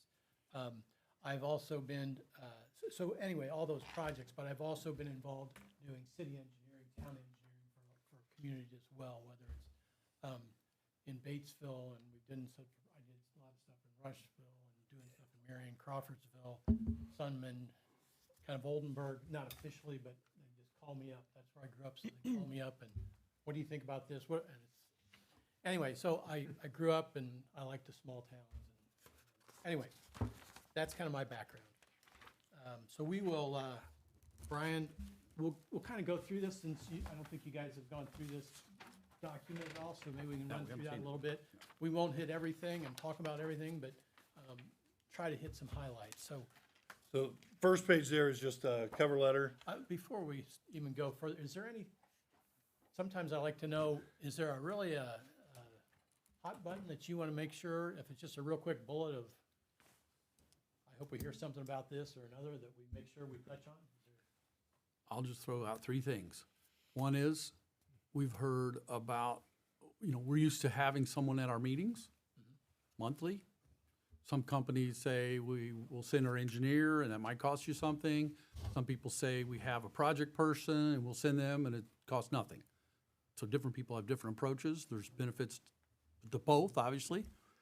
Having knowledge may cost something. Having somebody who's free that can coordinate, that's helpful too, of course. But so that's one thing. The other thing is we have, you weren't here, but Randy talked about we have water issues with Clearwell in particular that needs to be solved. We need funding for that. We need to find out whether we want to rehab it or change it out and get a new one. And we have a larger water project that has a PER that needs to consider moving forward. That would be an important thing, Clearwell being number one issue. We also have a sewer renovation that was done a number of years ago. Unfortunately, we're already having to replace or repair or rebuild a pump. Maybe that's normal after 4 or 5 years, I don't know. But and we've had a number of other issues which have been concerns. We also have the potential for an expansion of water and sewer out to I-70 because of economic development out there. And so we have a design and we have a large portion of the right-of-way, not 100%, already out there and ready to go, but some people have not signed that yet. So we have these things all in flux, right? And so if you could communicate about how you deal with those things, that would be helpful. Okay. Anybody else real quick? Yeah. 3 things that I have hit to it? do. That hits it. So, yeah. Okay. Oh, communication in general, that's something we talked about, is just, we believe communication is gonna be critical because frankly, we've dealt some difficulties there. Right. Okay. Can I say something too? Of course. Yeah. This is always brought up through IDEM, is engineering working with operators or licensed operators and having that good working relationship. Because, it's your operator that knows. We'll talk, I like, because we like to make sure that whenever we do stuff, that we got the operator involved, because in the end, they're the ones that have to make it work. And I think that's what happened to our sewer project. We didn't have our operator involved enough and it cost us. Definitely, because the last engineering firm didn't want to listen to our people. You got a water operator's got 30 years and a sewer operator's got 30 years, and they treat them like they were rookies. I've been in it for a long time, but I still learn a lot from the operators. I'm not lying. I do. The guys that have been in the field and running the plant and taking apart the pumps and all that stuff, why don't we shove this thing over so I can do this better, or whatever. Anyway. I'll just piggyback on what Roger said, like maybe just touch on your experience of, coming into a new community and taking over for a past engineer and us being in the middle of everything and how you've dealt with that, or how you see being able to just jump in and all that stuff. And, I mean, I'll just, and I think it goes along with what he's saying. We have a couple of very new people to the council. I'm kind of the old timer, but frankly, this is, I've not been through like major projects other than the sewer project, which, and so I think hand-holding and that kind of thing is Yeah, important. yeah, we need, your expertise and Yep. speak. The good news slow. is you got a lot of projects to get some quick learning. Yeah, yeah. We'll all speak- be experts when Speak we're done. slowly and no words over 2 syllables. What is your working relation with the state? Are you talking IDEM, SRF? NDOT? Very good, and NDOT. I We do like tons of- 109 corridors, because our last engineering firm, the state wouldn't work with them. That's why they were trying to get easements. We've worked with them in a lot of places, and, I mean, we'll talk about it. We got water, wastewater, we got transportation. We get hired by NDOT to do transportation projects for them. They have a trust with them. I just had a call up in Logansport with the permit writer for that area. They're assigned differently, so State Road 17, we had a discussion with them. Hey, they want to extend water and sewer, 2,500 up to the county highway garage. They're doing some work up there, and will we be able to work on a permit in your right of way, or are we gonna have to get easements? And so, well, if you directional drill some of this and work with us in advance, I don't see any issues. We don't have any projects going there, so it's not a highly traveled road. So, anyway, we deal with it all the time, and we have a good relationship. Okay. Okay. What we're gonna do is fly through a few pages so that we can get through and hopefully have plenty of time where at the end we can do more questions as well. But the cover letter, really the things I wanna point out there, wastewater and stormwater engineering experience, we absolutely have that. Also, and water. The other thing that I wanna point out is that multidisciplined area there that I think when it comes to towns like Knightstown that are working to try to improve your community in many different ways, you can certainly have a water and sewer firm, but I think it was extremely helpful in my community that we had this multidiscipline where we had like a single point of contact and then multiple people working on our team. So if you read that, it says complementary services, we do planning efforts, we do trails, residential development, economic development, zoning updates, survey, and CCMG. And a lot of times you'll get involved in an area and all those things will kind of play a part. So just depends on if you want to see many sets of eyes or you want a single point of contact to be able to do a lot in one place. That is what I found to be helpful. Firm overview, you can read some of those things. We're 210 employees, so we're certainly not the biggest guys out there, but we're not the littlest guy either. I think would be considered somewhat a larger firm, but still holding to those rural roots, which HWC grew upon. It lists all those states. I mean, we pretty much Indiana work. We've had like 2 projects down from our New Albany office down to Kentucky. We've got a couple clients over by Terre Haute where we started. We've got a couple projects over in Illinois, but for the most part, it's all of Indiana. The northern quarter, we haven't done a whole lot up there, but anyway. And if you flip to this, if there's one page that, if you want to rip off and put on your desk or wall and say, hey, HWC does these kinds of things, there might be things on here you haven't even thought about doing yet. But it talks about our water resources, economic development, landscape architecture, that's the pretty stuff that goes on streets and parks. I didn't know what that was when I was interviewing, even though we had done that in Rushville. So there are times if you're like, I don't know what that is, don't be afraid to stop and ask me. Or if you don't want to feel silly in front of Dick, just call me after I leave and I'll give you the layman's terms. Transportation, again, CCMG is something that we do quite a bit. I can talk about some other areas, but one area that just switched over to us, and we just put in an application for $1 million in the CCMG is Morristown. I've been working with them to get them up to date and up to speed on what they needed to do with some of the new rules. So kind of roll through that. I'm going to now throw over to Dick. He's going to jump through the next few slides here. So page 5 is kind of where we're kind of knowledge, expertise, experience, resources. Really, that goes on page 4 and 5, 5 and 6 and 7. And we try to touch a little bit on the different areas, kind of what Brian was just talking about, transportation, water, wastewater, stormwater, all those kind of things. That first one, 4-year water and then wastewater. We've done a lot of PERs across the state that are the first step in your application process. USDA Rural Development also, we've done projects with them. They have low interest loans, but we've been, the last 3 or 4 months, we've had projects and they said, don't even submit because we don't have any money, the budget's not done, all this kind of stuff. So, but water, wastewater, I mean, we've done plant work, whether it's expansion of a plant, we've helped communities in building new plants, extension of sewers, rehab of sewers, the whole gamut, extending to wherever we need to get a new service. If you're going out to the interstate, we've done all those. Clinton County, Frankfurt, we ran it out to the interstate. Looked at down south, did a big thing down in Franklin that we ran utilities and did a streetscape there. So I mean, we're very familiar with that. Also on this page, we have our community engineering experience. Over the years, we've done a lot of work in different communities as their town engineer, city engineer. That's on the left side of page 5. Those communities, some of them are cities, some of them are towns, some we've been with for 25 years. Eric, who I'll introduce in a minute, he's been working with Attica since the mid-90s.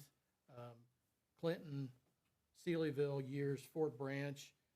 Some of those oldest ones have been because we started over in Terre Haute and they've just had a longer relationship here. I've been doing work in Batesville. They've now hired a city engineer in Batesville, but for about 15 years, I was usually the person that they would call, and I would either help them myself on water and wastewater, or I'd bring a transportation person in. Who else I might have mentioned? So distinguishing city engineer from projects. So in a city engineer situation, town engineer, everyone's different. Like you're saying, how are we gonna blend in? How are we gonna make it all work for Knightstown? Some communities, they may have a person that is not an engineer, but he's there, maybe the operator who kind of oversees things. In Winchester, we do the engineer, and Chris Martin's their superintendent of the wastewater, and he's been there since 2000 or so, and he's not the street superintendent. They have a street superintendent, but he ends up calling me up on the wastewater and streets, and Indiana American serves them with water. But he'll ask, okay, this guy wants to develop these 3 lots. We want to help them. We want to at least pay for the sewer to go over there. So we'll develop budgets and we'll help work with that process. But we don't usually go to their council meetings or their board meetings. That one, I will go over there when there's a project, a bigger project maybe that we need to talk about, or if we need to present at a public hearing or something like that, we'll do that. Some of the smaller towns, they will call us, like Attica is really a city, but it's not that big, but Sunman and Oldenburg at times, and we don't have a real contract with them as the town engineer, but again, they call us when they want us to get involved. And they'll call us on the phone and say, hey, we're doing this. Can you send me some information? And we'll just kind of work with them in that manner. So here, whether we come to the town meeting or not, I think we just got to start working through that. Some of these communities we will have, and we would bill on an hourly basis for whatever it is. And those are the ones we've kind of worked with for several years, and we just kind of you've developed then that trust. The first month or 2, 6 months, you never worked with, you got to start to learn how we interact and how that works. Other ones that, they will, especially starting out, they'll say, okay, we need to evaluate something at the water plant, or we need to do something. And they may want a task with that retainer that says, okay, it's probably going to be on the order of $3,000 or something like that. And we may then have somebody, or you may have somebody selected rather than maybe waiting for a council meeting, and maybe it has to, an authorization to get started on something. So that's kind of the, different communities do it differently. That's all I'll say. I mean, Monticello, we're not the city engineer, but they have us, they're bigger, so they have all their meetings on, what is there, Zoom, I think. So sometimes they'll just join us on Zoom, and that way there's no travel time, there's no issue with that. And a lot of times, it is, it's, you talk for 3 or 4 minutes, and you drove an hour and a half, and And it could be something too, to where you're in a big project, you're there. I know with Russellville, there was time where we were doing some inspection, not quite the same, but some inspection, and it got to a point where it's like, hey, we feel pretty good, back off these. So you work with us to kind of determine that. And maybe it is, hey, we have something coming up. I don't know if you have the ability to zoom in, but that might be another way where you save some, to have somebody coming in through, electronics. So willing to work around, whatever we need to. But especially when you have bigger projects going on, that kind of forces that a little bit more. let me touch a little bit more on some more of these other ones. Stormwater drainage, we do have a group that is just stormwater drainage. That's their specialty. They do a lot of the hydraulic stuff on our transportation projects for NDOT, but they also help with small towns. And, you know, when you normally do say you're doing a new subdivision, you're designing for a design storm and you gotta have all the culverts, but in a lot of the smaller towns, you got old pipe that's in the ground and, okay, if you wanna make the old town meet the standards of a new subdivision out there, you're gonna spend a lot of money. So your level of service in the town is like I'm not saying, I don't know exactly here, but you may have standing water for 3 days in an area. And if you could get rid of it in 6 hours, and maybe in a new design system, it would be gone, you know, in 20 minutes. But if it went from 3 days to 6 hours or 12 hours, everybody's happy. It's a level of service that we have to work with in smaller towns. And today's a real good day to go out and look and see if you have standing water for, Yeah. saw plenty of it on the way. We cured a lot of that when we had the 40 project. Yeah. Yeah. So I will say one of the, and we'll try to get back to him, but Brian did the hydraulic work for the bridge on 40. So he sent me some, when I said we were coming over and he's on our team, he said, oh yeah, I did the hydraulics on that bridge over there. And then he sent me his little note on. For which end? Henry the Goat. I guess it'd be the. I think it was the east side. Yeah, the goat, yeah, that was easy. He literally sent the article. He's like, yeah, we found the goat one day. Yeah. Regulatory him. compliance, a lot of times on water and wastewater, there's agreed orders, compliance plans that, you know, we'll work with the communities to help draft those, work with the operator to, okay, what can we do, what can't we do, things like that. Have you guys been involved with this lead and copper rule with anybody?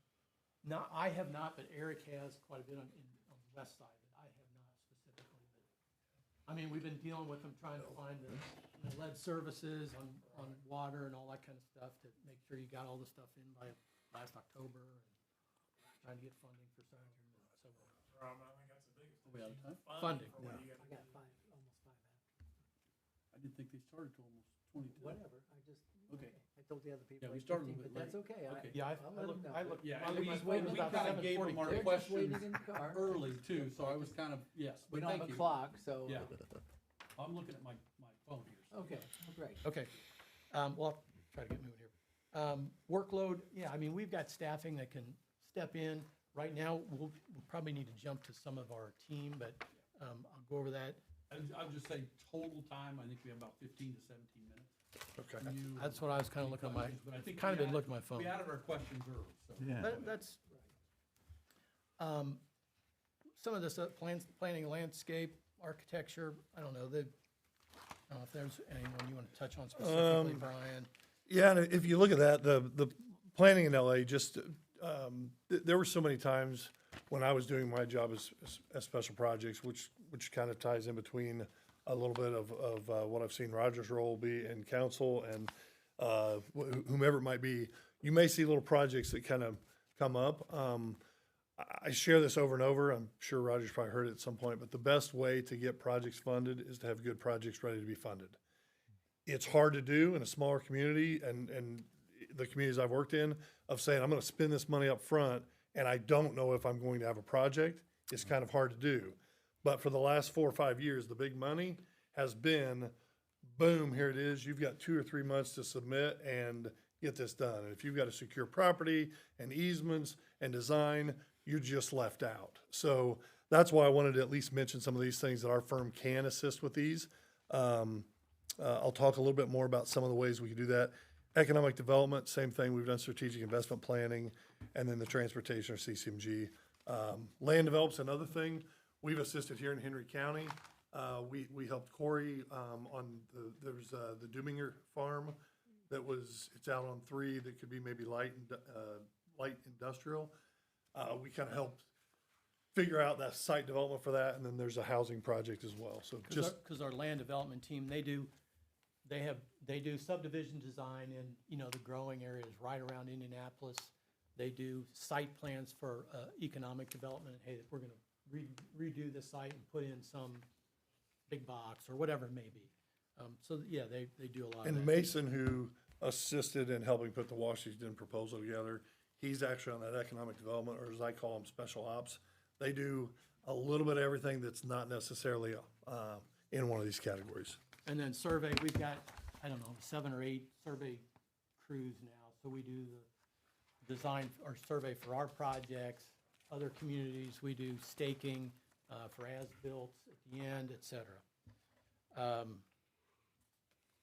Next page is 8, just kind of shows where we have offices. Our primary offices, though, is Indianapolis and then Terre Haute and New Albany.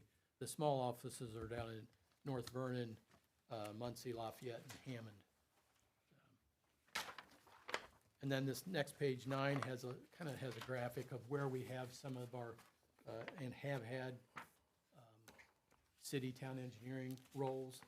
I will say that sometimes, I was in Muncie for a while, and sometimes when you're in the city engineer's role, sometimes when the mayor changes, there's a change of how things, Anyway, that's just the way it is, and move on. Couple of these similar projects. I mentioned before, Eric, who's actually vice president and director of our water resource group, which I work with, and I've worked with him since I started. We've worked with Clinton a long time.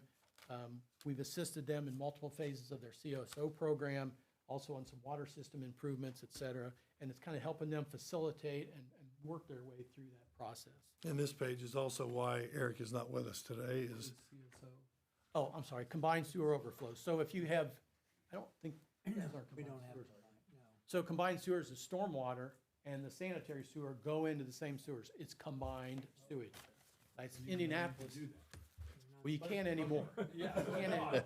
So that is, there's, You're talking about fixing that problem. Yeah. yeah, so there were about 105 communities in Indiana that were CSO communities that have been going on for, the state's been starting to push it, and the EPA since mid-late 90s, right in the first long-term. Anyway, those are very costly. Those have been some of the most expensive projects that communities have done.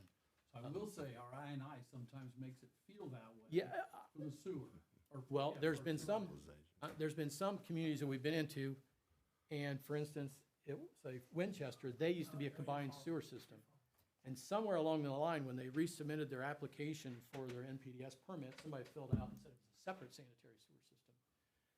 And so then they've had a lot of problems with it. I mean, their flows go from 1 million to 3.5 million or whatever. I know you guys have been, I saw a couple MROs, that it was 1 month it was from 800,000, then it went up to, the peak that month was 1.9 maybe. Anyway. Yeah, we got dinged just because of the way they worded the Crossroads project. It was very detail oriented. I mean, everything, the wording on the application had to be just perfect, the way Dan used to talk. So, I mean, 1 year, yeah, it almost put a kibosh on the whole thing. It was late just because of that, just because of the wording. And the application, they had to resubmit the application for that year. So, for Crossroads, CCMG. Oh, CCMG. So, we did end up getting it, but yeah, it was this huge debacle. I didn't talk too much on the transportation, but CCMG, I think we continually help on the order of 15 to 18 communities and counties doing their PAMPs, doing their applications, doing follow-up. We have It's a variety of. reasonable success at that. Obviously, it's a different program a little bit now. It keeps Sorry, this changing. year we didn't get in this year. Because you have to have Because we this- already did a bunch of road work on our own at a very good price. But we need to get back into that next year. So you gotta have a certified rater do it, and then you gotta have a second rater now that has to go in and evaluate to do a QA/QC on it, kind of. Let me just see if there's anything. Attica, again, a long-term community there that we've worked with on a variety of topics. Marion is fairly new, doing improvement location permit reviews, taking calls. I got a call today from a guy who wanted to work on a speeding in the city, and I have to get with some other guys in the engineering department up there. He said the road's not wide enough and it needs to be wider. I said, it's already 30-foot wide. You can petition and ask to do it. Anyway, that's a bigger, but things like that. Crawfordsville, we've done a variety of things, road work, trail work. That piece, we haven't done a whole lot of the wastewater on that community just because they have an operator that kind of takes care of it all, and they're a private water company. But then page 14 is maybe the team we put in here. Eric Smith, I'll quickly go through that. He's been with the firm since, actually he interned with the firm. He went to Rose-Hulman and we started in Terre Haute in 91. He's been with the firm since he got out of college, so 33 or so, or whatever it is. He got out in 95, so 40 years now. And I think Eric, for Excuse me, 30 years. I've worked with him on a couple of different issues, but we actually recently worked on something in Morristown, somewhat complicated issue that was tied to economic development and Bungie, I was gonna say Central Soya. They had a new $1.3 billion plant that went in, they needed enough water, and they were really struggling getting answers, and he came in and just very matter-of-factly walked them through, here's what you can do, tweak this, tweak that, that'll get you by, here's your next plan. So I've seen him in action, he's really good, and that part where you said slow down or use less or smaller words, Kevin, he can take it to a very detailed level that he can understand and to a level I can understand. There you go. I don't think I get too complicated. Yeah, well, you do pretty good too, but. And Dick is one too. I've worked with him now on, there's probably 5 communities we work on, and is incredible to work with. He is the steady Eddie that gets things done and keeps us all. Okay. So otherwise, I would be helping on the engineering side and be probably the main engineering contact. And I would bring in Brian, who's the stormwater guy who did or any of these other people. And Brian would kind of be a co-manager almost, just because of his locale and because of some of the other things that, application-wise, that we need to get. Okay. To help you. And I think these pages here, these might be homework so that we have plenty of time to finish up and see if you have any questions or go back to your original ones. But each of these kind of highlights some of the key projects that each. I will say, on one of the things we did a PER for Rushville on their water and wastewater, they've got a master utility plan. Their clear well is falling off, and so that's their aeration contact time after their aerator. But it's falling apart, and so we put together the PER, and they're applying for funds to rehab that, basically replace it. Their clear well is also not big enough, because when they backwash, they can't pump into the system because they're backwashing so much water out of their clear well. Anyway, we have a lot of experience with those kind of things, and that just popped in my head when we were talking about that clear well. Okay, before we have any quick closing here, let's just make sure, someone at the meeting, that's something that we would certainly work with to determine what's the right answer. Clear wells, talk about PER, we're certainly familiar with making those happen. I mean, last year, April the 1st, they always have to be in by April the 1st. I think we submitted 6 PERs last year for water and wastewater, depending on which community they need. So our engineers and staff that are in our group are very familiar. You're actively doing these projects. Oh, yes. Yep. Yes.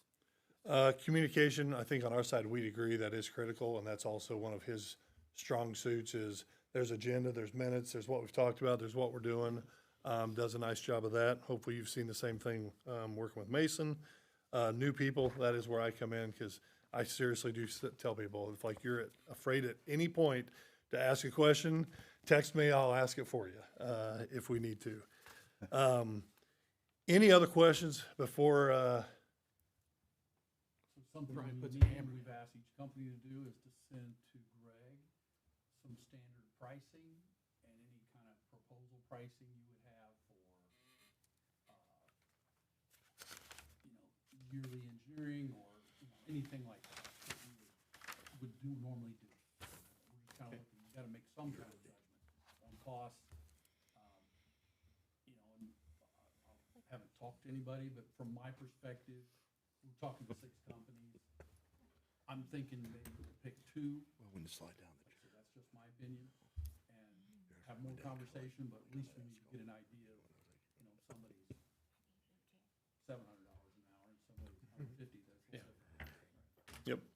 And I would say there too, like probably hourly type of things to get started.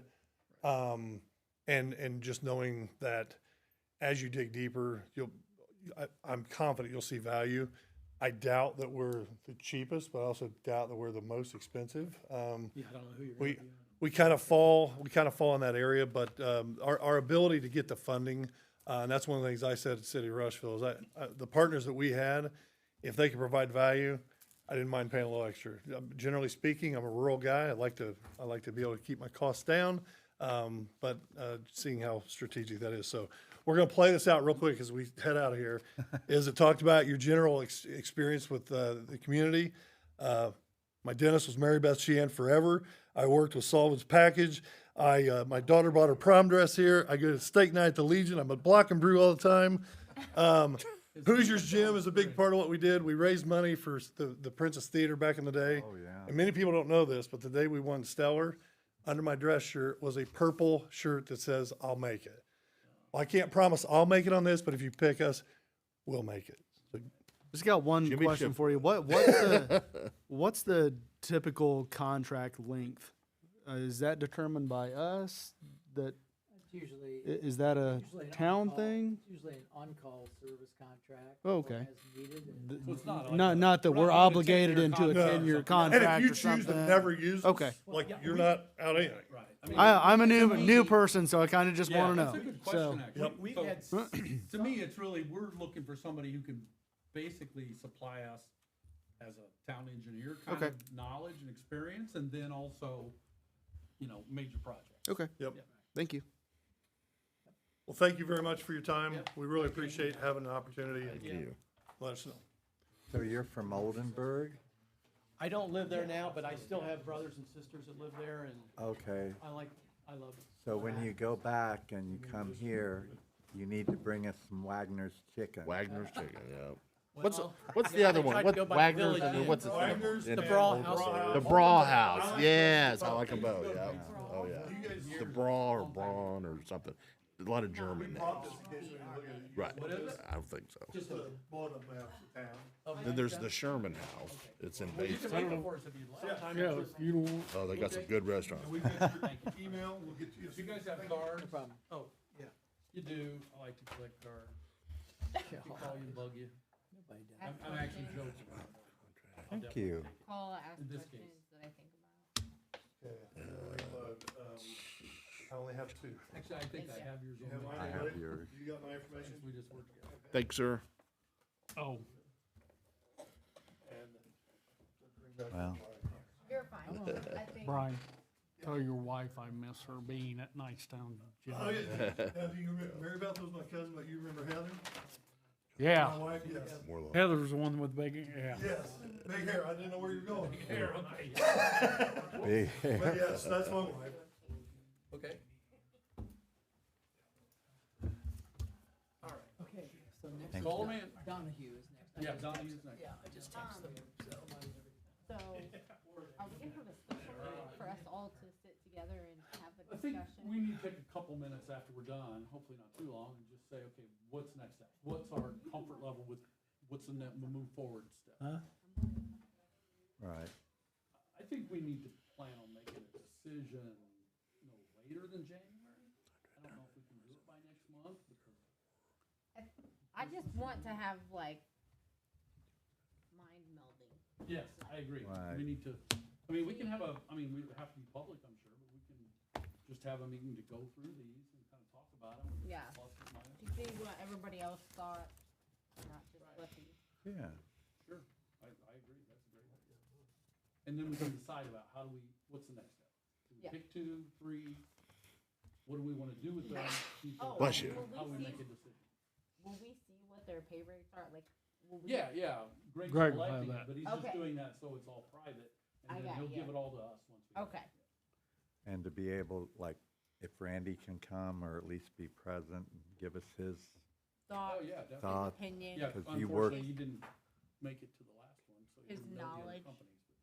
Well, I mean, he does I know don't think he some of was them. invited, was he? Face.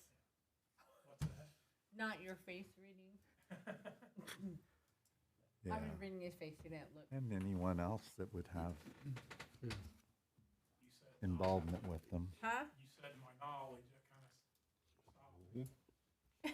Great shit. Funny, I was thinking, Desiree, you know, I could frame let me this. tell you a story Well, about there's knowledge. also When I worked for the town, Randy was in Illinois, in Chicago, the tower. and we had a water leak Has the tower in it. north of North Street on Adams by the baseball field. And I called him and I said, Randy, we got a leak. I don't know nothing about a valve or anything. And he said, well, where are you standing at? I said, right here at the corner. He said, all right, go over and put your hand on that stop sign. I said, okay, I'm here. He said, start kicking around. He said, it's probably covered, but start kicking around. So I kicked around, found a meter lid. He said, shut that meter off. I'll be back Monday. We'll fix it. There's a lot of knowledge right there. So, did we not think to get him a book with all this information so he can Did they get? not have you? Oh. Well, I'm not getting a response, guys. Let me just check my email here. I'll loan you mine. Did you hear from them before? They were out there because they were pounding on the front door. Oh, good. Well, Did somebody talk to them? Yeah, when I came back with the Oh, Sarah would love he that. said that he was fine waiting and that he would come in as soon as well, he would you got- go out and, Yeah, go since check you with him. recognize him Go and ask beat him, on because the window and tell I'm not getting the response to the phone number I had, so, them. Oh, there he is. there we go. Okay. We just want to make you get up. Okay, there we go. Third time for a minute. Lord, Sorry, we were, waiting on the parking lot. stringing, well, and I may have the wrong number. Hey, Katie, I had, that's the last thing. Well, My fault. actually, I'm sorry. thank you. We will need, at the end of the meeting, we will need. Whatever somebody you else are. to represent both of those. Thank you, man. So I brought a projector, but I think it's gonna be easier for you guys just, I printed out the slides. Everybody else will just give me. So, here's our PowerPoint presentation in the Thank you. 1985 format. Ooh. That's my time. Well, this way you can take some notes on it. Thank you, sir. The bound copies here are. I printed out the pictures, so hopefully I have enough. Little fun. Yeah, I think I got it. Thank you. You didn't send Emily? I did not, although she said she knew you. Yes, we work in Greenfield, so. thank So, you. you gentlemen will have 30 minutes, and we'll have 15 minutes after. Okay, perfect. I think that'll work out just fine. Okay, one more pass out thing. Sorry, a lot of things. HWC's looks really nice. I know Brian, unfortunately, so. Drew, you. Yeah. Brian and I was gonna say, it must go to the same presentations. I appreciate you. You're welcome. I'm sorry, there's a bunch of stuff to stick on you guys. No, it's fine. Thank you, sir. A lot of these things carry some of the same information, so we'll go over it. We're bringing it effectively as reference, but I'll talk you through everything. I had a piece of paper, I thought. Maybe I didn't. Maybe I left it.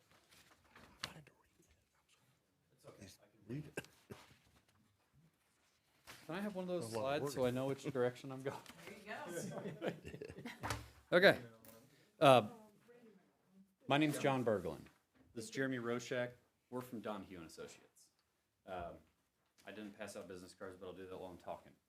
We're from Donahue and Associates. Donahue and Associates is a firm, Midwest firm. We're headquartered in Sheboygan, and we've got 12 offices in 6 states.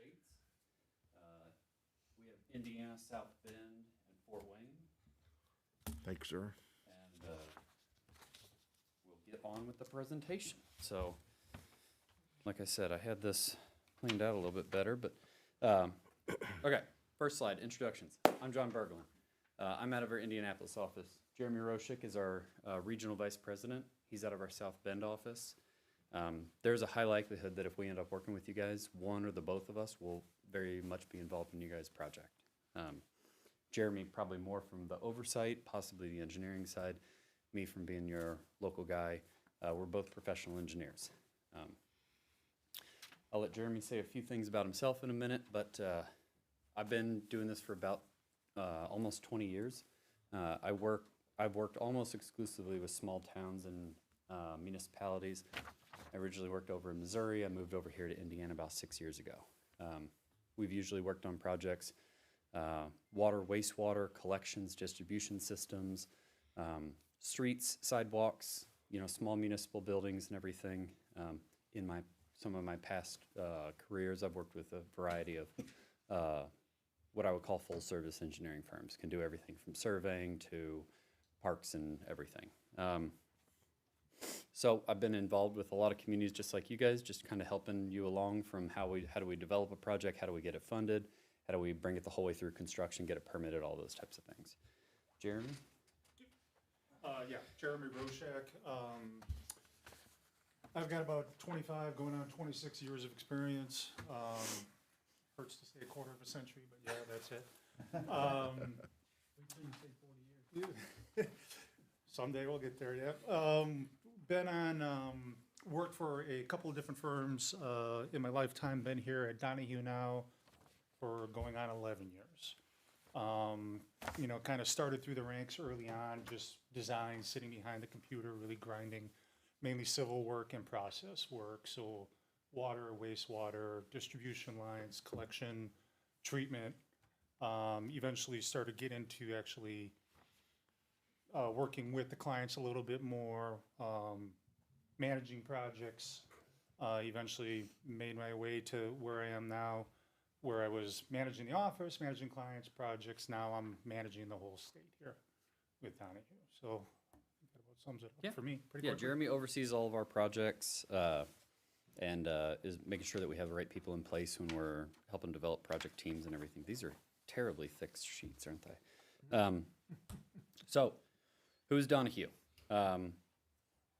We're a firm that wants to come and partner with you guys, work alongside you guys to make sure that as we're considering, I know that I heard a little bit from Mr. Morlock. You've got a couple of projects kind of that you're thinking about. You probably have other projects that might be further down the line, but the way that I've always worked with projects is we come talk to you guys, find out what your vision and everything is,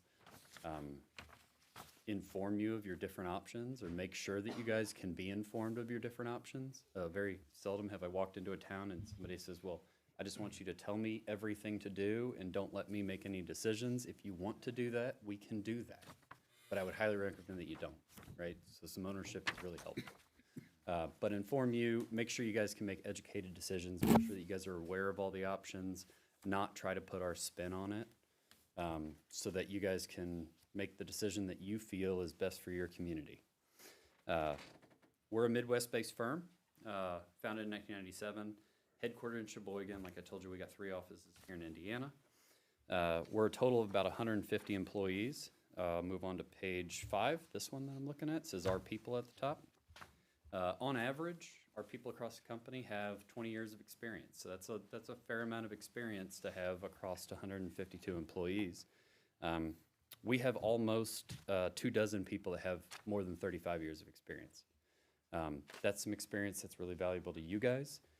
We have a couple people in the bound book that have 49 years of experience.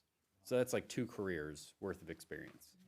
And with that, you guys get all of the background behind things that have gone wrong, behind things that have gone right, and why we make some of the decisions that we make. You can ask the questions, we can get the answers. If it's not something that Jeremy and I or whoever your project engineer or project manager for a particular project have, we have access to that.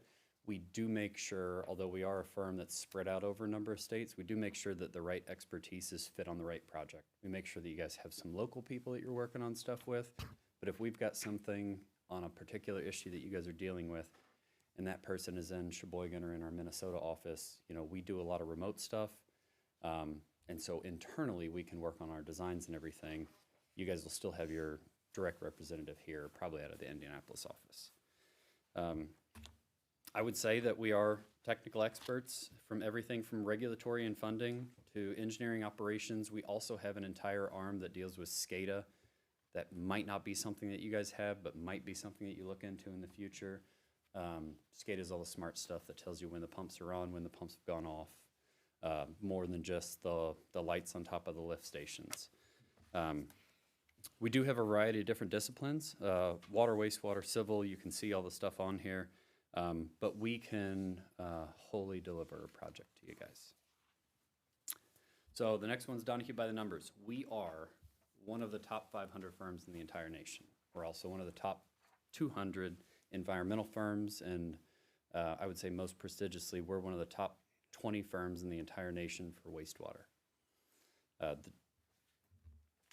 I guess there's only 19 other people that can say that. And that's us, 150 people versus AECom, CDM Smith that are Yes. international. Yeah, so we are on that list with some of those firms that have 10,000, 20,000 employees. We've won, you know, this is just some of our awards and everything to let you guys know that we've got some background behind us. The American Council of Engineering Companies, I believe that's correct, ACEC Engineering gives out some excellence awards. We've won 49 of them. Over the course of our last 27 years, we've done $2 billion, which accounts for about 7.5 billion gallons a day worth of treatment facilities. That's a ton of plants that we have worked on and projects that we've worked on over the years. Next slide's we know water, wastewater. That is our specialty. So while we have the other support services like civil, you know, we tear up a road, we can help you guys fix it. We do a sidewalk, we have electrical involved in a project. Those are all services that we can offer in addition to our water, wastewater, but where our technical expertise really lies is water, wastewater. I've heard it said by a couple other people at the company, you got something wrong and you don't know what it is, you go to a generalist doctor. You need heart surgery, you go to a heart surgeon. So if you've got water, wastewater projects, we're probably one of the best or one of the better firms in the state of Indiana to work with. Page 8 shows you some of the communities we've worked at. So over the past 25 years, you guys are the gold star. I hope it printed out gold. It kind of printed off a little off gold, but let's pretend it's gold. We've worked at a lot of these communities in the past 25 years. Some of them are your neighbors. I personally recently moved from another engineering firm, and so I've worked in Wilkinson, I worked in Shirley on a project, I worked in Windfall, so other communities that are a little bit smaller than you guys, but you know, I know how the interaction works with councils. We work with some really big companies and really big communities as well, but I'm well. I keep saying well-versed, but I feel like I can interact with smaller towns and know that your needs are different than the people that are might have some more committees and everything that you got to work through in place, if that makes sense. We've got on the next 3 pages some of our major drinking water, wastewater, and electrical projects, and you can see that several of those we've had in Indiana. So, you know, we've had what we consider our major water, wastewater, and electrical projects here in the state of Indiana. The following slide, which is page 12, says project funding experts. Donahue, myself, our team are very familiar with the various different types of state and federal funding, which makes projects affordable to you guys. We've worked with I would say probably most, if not all, of the funding agencies that in the state of Indiana, OCRA, SRF, Rural Development. There are some other ones. You guys have probably, I think on your wastewater project, worked with the Economic Development Council on some potential projects. So, you know, trying to What's that? Oh, you didn't? We wanted to work with them. Okay. You're talking about the Chicago group, the federal? No, your Economic Development Council at the county. Yes. Henry County. Yes. So trying to, what I was trying to get to is there's not always just one funding that makes a project affordable. Sometimes it's coupling multiple different types of funding, and some of those different funding agencies have specific requirements. And so we can help you guys navigate through what type of funding is suitable for your project, what type of funding is applicable to your project, how you get that funding, what types of applications you do, what the regulatory requirements are and whatnot. We can help work with you guys through that entire process. So maybe I'll throw out here. Yes, sir. So just to give you a little background, you know about, so we had a wastewater project, which was completed a number of years ago. Yes. We have a potential expansion project out to I-70. Yes. Which is kind of where you're talking about I the got the Henry plans County printed off back EDC. Same thing for water. We have redevelopment work. We have a clear well problem right now. Sure. But we also need to redevelop our water here in town. Yes, sir. Overall, and then potentially an expansion. Okay. To I-70. So, and those are designs in place for Sure. the sewer project, needs reviewed, you know. Yep. Potentially improved. Water project has a PER and. Okay. Yeah, PER is a great place to start from. Yes, sir. One thing to piggyback off of that, we had, you know, former designs or scope of designs and things like that of some of the planning that's been done from the prior engineering firm. Yep. Are you able to kind of take some of that and run with it? I wanted to address Or- that during questions, if that'd be okay. Sure thing. But yes, I'm prepared to talk about that. Okay. The next one is proof of the Donahue value proposition is the title of the slide. So this is a comparison of costs for Wisconsin. That's where our main office is. But they compared the cost of Donahue as a percentage of construction costs. Our engineering, bidding, and design, or our planning, design, and engineering services during bidding as a percentage of construction. That's usually a good tell for how expensive your engineer is how expensive your project is. And what we found is that Donahue is a much better value on average than the average engineer developing a project in the state of Wisconsin. The way that we bid projects in the state of Wisconsin is very similar to the way that we go after projects in Wisconsin is the same as we go after here. You know, we don't have one state different than another. So I would say that there's a high likelihood you guys get pretty high value on your projects. Next one's project understanding. This is purely based on some limited communications and internet research I can do from you guys. I knew that you were looking for a municipal engineer, right? You guys have a lot of needs. You guys are looking for, at best you can, a one-stop shop. You probably have CCMG on regular occurrence. You may have sidewalk projects. You may have just general engineering questions. I told you at the beginning we specialize in water, wastewater. You guys are going to have some water, wastewater projects, as you yourself just mentioned. You know, we've worked on all of the types of projects that you guys are going to have. I will say there may be some projects, if you were doing, for example, a CCMG project, you may be better suited with a transportation-only engineer, if that makes sense. I know several. I can bring them to the council for you guys. I can give you guys cell phone numbers of presidents. I can call them and let them know you're going to call them. But I've worked with water, wastewater firms a couple times, and you know, we usually will, instead of subcontracting to a firm, it might be better for you guys to just work directly with a transportation firm on a CCMG project. They can come out and do the Paiser ratings pretty inexpensively. They can come out and do your overlays and all that, so you guys can capitalize on that 25% cost share to you guys, 75% cost share from the state. I have worked on those projects from a full-service engineering firm. I can tell you that there is more value in working with a transportation firm. They're better at it.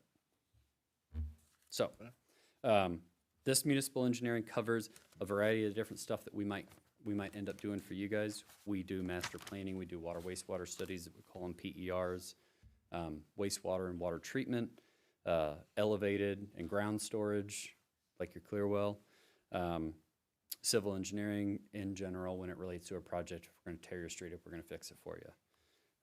Electrical engineering, which I know that you guys have electrical utility, and we have done some electrical only projects. what we would probably do is talk to you guys and find out if we're suited for that, but what we won't do. IURC, yes, okay. Yep. If we were working with you guys, what we would do is we wouldn't overcommit ourselves. We wouldn't say, hey, yeah, we can do that, and then go hire somebody else to do it for you.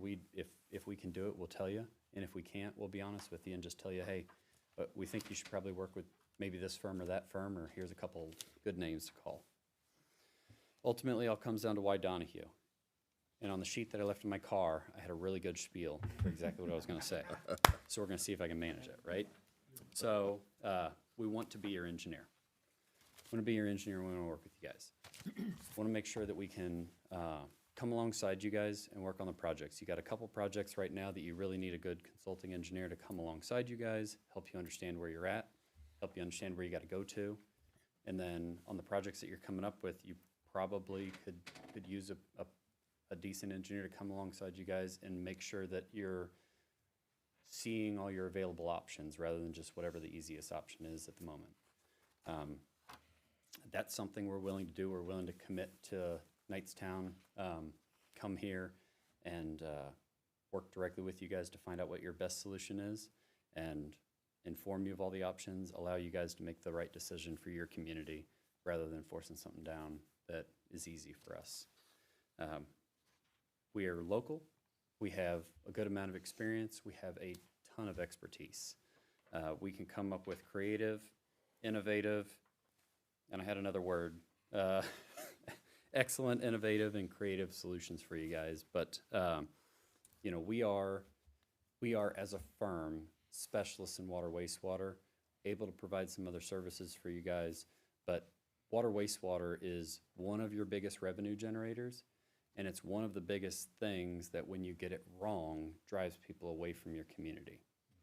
So, you know, having the right systems in place so that you can draw industry in, having the right systems in place so you can retain residents and everything, that's one of the most valuable aspects of your company from the utility side.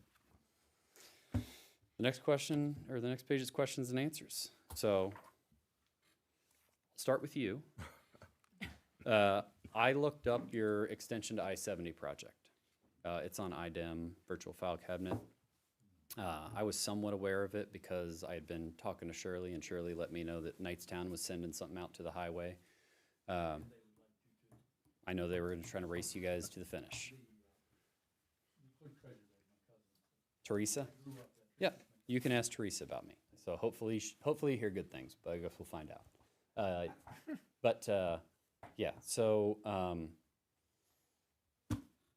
you guys have an I-70 project, an extension of water and wastewater lines. There's gravity and there's a lift station. There's some odor control on that. I've got the plans printed out from your previous engineering firm, who I'm aware was bought by another engineering firm in April of last year.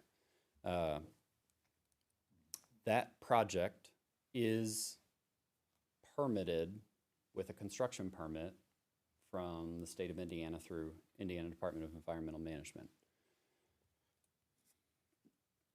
3 years ago-ish. You have 5 years to complete that project, or it has to go back through a construction permit process, highly likely. I'd like to promise you, hey, we can soft talk them and maybe we can get them to do an extended permit. There is a likelihood that they can do an extended permit. You're usually supposed to start that project within 1 year. I talked to Kevin Zernikowski, he's the section chief at IDEM for construction permits. I talked to him today before I came, so I'd have the right information for you guys. Kevin said we could probably get an extension on the start date. You're supposed to start within one year of your permit. Your permit was, from memory, March 29th, 2022.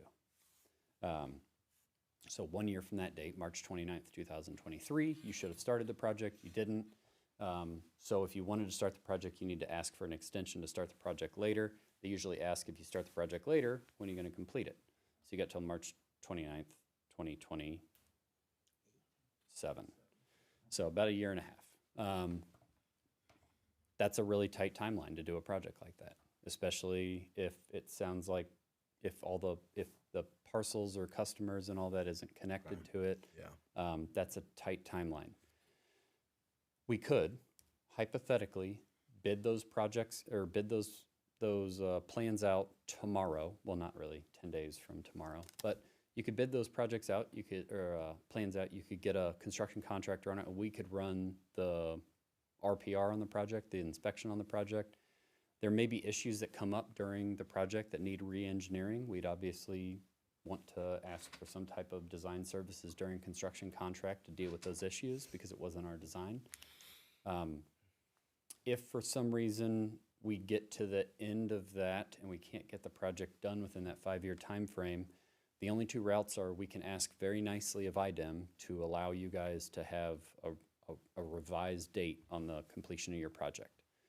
I don't know how likely that is. In fact, I don't think it might be likely at all. If that is the case, the engineers have insurance. Our insurance does not cover our insurance, every other person you've interviewed. The insurance does not cover somebody else's design. So if somebody would be willing to do it is one thing. If somebody would be willing to do it and then be covered by their insurance is another thing. So if we got, Saying we need to go reapply for a permit to do this project. I think whoever you select, you need to go straight to IDEM like that next week in the Keep next. in mind, we have no funding for this project. Sure. So that's a hard part. You know, but then all the funding may show up, you know, in a matter of some months. Absolutely. Right? Because there's a major development. Yep. Potentially happening in I-70. That's likely the only way this will get funded. Yep. And one. You know, offered to pay for everything basically if they get Yeah. move forward. And you know, that's a possibility. You do have to get it under construction and get to what I would call substantial completion. Substantial completion is not, there's grass growing, but substantial completion is it's pretty much functioning. But 18 months for a 3-mile extension along a state route where you gotta have some delays for permitting and traffic control and everything is a really tight timeline. So one way or the other, whoever you select, I would sit down with IDEM and be like, okay, is there any way, shape, or form that we can get an extension on these plans unless you select the firm that isn't in existence anymore? Because their insurance covers it. So, you know, I don't know if Gonzalez Companies was one of the companies that you guys were interviewing. If they were, their insurance might cover it, but they may not take responsibility for the firm that they bought's design because of the same thing we're sharing with you guys. If it was a project that you redesigned, we'd obviously be able to redesign it for you guys. If there was a point in the future where a developer came in, maybe that developer would be able to cost share some of the design. I will say, I don't know if you worked with a financial advisor at any point during the project, but there is the opportunity that a financial advisor could help write your utility billing agreements so that the people that were benefiting from the extension were the ones covering the cost of, you guys would probably finance the project, they would cover the cost of financing. Does that make sense? So over the course of perhaps a 20-year period, they would pay the project off through their rates. And you wouldn't have the people who live in town shouldering the cost for the utility to finance something like that. As far as some of your other projects, like the PER, we could absolutely take the PER and run with it. We would probably take a look at it, maybe give you some advice if you needed to rewrite or do some type of amendment to it before you submitted it for funding, but we can absolutely take a PER, run with it. You can take a design as long as it's been stamped and permitted, but as soon as you take responsibility for somebody else's design, that's where it effectively needs to get redesigned. And I'll say effectively because you already kind of have the route picked out. If you've already got parcels and easements and everything, that's a cost that's already done. You guys have the easement signed somewhere. already done, I'm just yeah. assuming. But New you know, grow.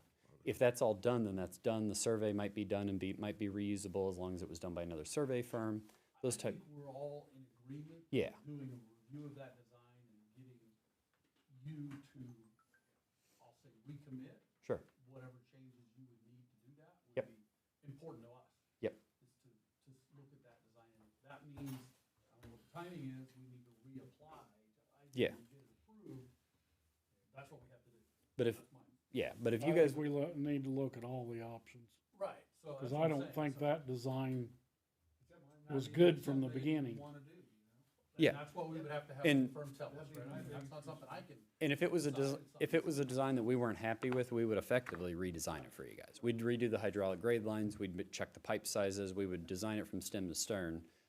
And there are changes, there's enough, so this was all designed before we knew about the development Gotcha. that will potentially happen. Yep. And so the needs of that development need to be applied. Gotcha. And other potential development, so that may need to change just for that reason. Sure, sure. Understood. I would guess with a new development of, if it's the kind of size I'm anticipating, I would almost guarantee you that there would need to be a significant change to that design. Yeah. It didn't look like a terribly large lift station way out there. It's like 180 gallons a minute duplex So we lift station. designed for the size of 1,200 homes. Okay. Yep. So, yeah, I was able to confirm that you did have a construction permit. That was the biggest question, right? If there wasn't a construction permit, then you have to be a responsible engineer to submit a construction permit, and it's really hard to submit something. You're like, well, I don't take any responsibility for the disease. So if you want to change, that's not my problem, it's somebody else's. So you do have a construction permit that does put you in a decent position if you were ready to move forward, but not being ready to move forward, you may be looking at the other option. I hope that answers your question. Yep, it did. Thank you very much. I don't want to burn up all the. In a nutshell, yeah. Yeah. Does anybody else have any for me or Jeremy? I had seen that you had worked with, it looks like DeKalb County, Steuben County, which is Angola, Butler, Auburn. How long ago was that? I want to say we're working on a project with Angola right now, if I remember correctly. I believe it's a SCADA project. In terms of Butler, I believe that last project we worked with them was 2 years ago. So basically ongoing. We still have ongoing relationships with all of them. Okay. Do you guys have a list of references that we could call of the towns that you've worked with? Yeah, absolutely. Absolutely. I mean, not in my back pocket, Yeah, I but don't we think we can, have. we can email that out to you guys That's fine. today or tomorrow. Yeah. On our project, in the binder, I don't have one, but in the binder, there you go. I seem to think. Oh, we don't have, for constraints, we didn't put all, so we generally have the person you can call from Greenfield. Related to the right? project. So, I can tell you, call Charles Gill for Greenfield. I don't know if you know Charles Gill, but he's in charge of the water wastewater. Goshen is one of Jeremy's projects. Elkhart, one of Jeremy's projects. Richmond, one of the projects out of our Indianapolis office. These are bigger communities, just to show you what our capabilities are. But if you look at our individual, so like me, I'll just use me for example, because I can speak in knowledge about it. You know, Shirley, Indiana, Windfall, Indiana, although the person that I worked with at Windfall isn't there anymore, but Noblesville, Carmel, I can give you references for that. We can give you references for our company. You'd probably be more interested in the references for the company than me personally, but your police can run a background check. I'm pretty sure I'll pass.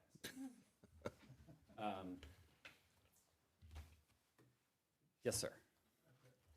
Yes, sir. The communication, are you guys willing to come to like monthly town board meetings? I know that's a concern with a couple of us on here, that our last company just wasn't the communication was. Yeah.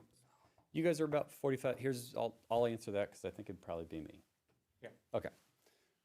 You guys are about 45 minutes from me. If you call me 48 minutes ahead of time, I can get to the car and be here in 45 minutes. During a project, I am happy to absolutely provide you with a project update. If it is something where you're like, hey, we'd really like you to be here in person, it's as simple as a request. As long as I don't have a bar mitzvah, right? As long as my child is not getting baptized, I have no problem coming to council meetings. It's part of my job to be at council meetings and to be here for you guys when you guys are asking questions. I will come here and listen to all the people complaining about why a dog is barking, or we didn't put the Christmas decorations up right this year, or my grandfather's name was spelled wrong in the 4th of July. I've been to a plenty of these, so I have no problem sitting here with you guys and answering the questions that you guys have. You know, I think somebody that I was talking to alluded to like a possible retainer or something like that. We don't charge you guys money to come sit at your council meetings. I don't charge you money. There's no bill that's going to show up in the mail if you give me a call and have a question. As soon as we get to a point where you're asking me something like, hey, can you give me something that's a stamped drawing? I'll let you know. Hey, that might cost you a little bit of money. Can I send you over an estimate? I'll send you over a scope of services, what the time frame is, what the schedule is, what the cost is going to be, so you guys know going into anything what the cost is going to be. We can work with you guys on what's called like an ongoing services contract. What's the name for it? Continuing services contract, where we can have a contract, you know what the rates are going to be, and we can charge you like an hourly rate. But to be honest, you guys might say, hey, we got a new fire hydrant going on up over here, and we need the road replaced, and IDEM's asking us for a stamped engineering plan, and we'll say, yeah, that cost is going to be exactly this. It's not going to be, it might be $250, it might be $2,500, I don't know, we'll see what it is whenever I'm done charging hours to it. No, we have a fee. So, you know, it makes it simpler for you guys, makes you guys able to budget stuff. As you guys are planning stuff out, you're thinking of maybe something we can do later this year, next year. Where do we have to budget in our cycle? Can we pay for it? Can we not? That's how we work. I would love to say I will pay, you know, you can pay a subscription charge, but I don't think it's fair to you. I don't think it's fair to you to charge you $1,000 or $5,000 for a year for me to show up to 5 council meetings of my choosing. That just doesn't seem fair. If you want me here, just give me a call. And then my other question would be, is you kind of already answered that, but can you send some sort of a price sheet to Greg and we can, you know, we I did not. And print out that's not hourly something rates, that- but we do have our that's, hourly rates. no, that's not something right now, He's but collecting them, so we yeah, got just so we can collect them, and you know, we want to be more than the $100 an hour guy, but not the $1,000 an hour. We guy, do you know? we do have an hourly rate. We have nobody at $1,000 an hour. No. Okay. Well, I'm just So saying, you know. we do have an hourly rate sheet. Our hourly rate is broken up by employee category. Okay. When we estimate a project, we estimate it with generally the most efficient employees. We've got 152 of them, so there's plenty of people available. Okay. It's not like we've got 12 people and all of a sudden John Berglund, Jeremy Roshak is gonna have to be working on your project because we don't have whoever our 5-year engineer is. If we can work on it with your 5-year engineer, we'll work on it with the 5-year engineer. We'll review it with our more experienced engineers so that you guys get a better deal. But a 10-hour project for us is not gonna be 10 hours times one flat rate. It's gonna be a couple hours of this guy, a half an hour of this guy, a quarter hour of that guy. Does that make sense? Yep. Great. Thank you. One question, what about, like, it's been brought up before with some, a storm sewer Yeah. utility? How, I mean, are you pro or con that, or We how hard is that? absolutely can do storm sewer. Yes, Okay. so I said water, wastewater, but water, wastewater, and storm water. So, that portion of the utilities. Oh, we can help. Right. I have helped other communities set up stormwater utilities. I'll give you a hint. I think the number's 5. I think you charge $5 flat rate, and you just add it to your bill, and bam, you have a stormwater utility. There are 2 other things. You have to have a board. It could be you. You have to meet 4 times a year. I think it is. You know all the rules. But asked me to set one up. yeah, so Yeah. if you set up a stormwater utility, then you can get funding for stormwater. Yeah, we've been talking about it for a few years. But Yeah. But it's like we need to pull the $5 trigger. a household, basically. I mean, Yes, it's something, you can bill a flat rate. You can do that. Make sure that you're following the Indiana Administrative Code. Required. But Some kind of there is a rate, it's not $1, it's more than that, it's not 25, but there's a rate that you can charge your average person. You can call it a ditch tax, something along those lines. You can set up a stormwater board. They have to meet, but then you can go after, like, if you're Okra eligible, you can get Okra funding for stormwater. So, although, you know, Okra, SRF, rural development, they're all super competitive. So it is important that you have the right people putting everything together so that you present well to the community, because it is points-based. I'm sure that you might have worked on that on past projects where all of a sudden you get scored and you're like, well, why the heck are we in the bottom third? You know, if you're below half, you're not going to get funded. I would love to tell you something else, but it's just not going to happen.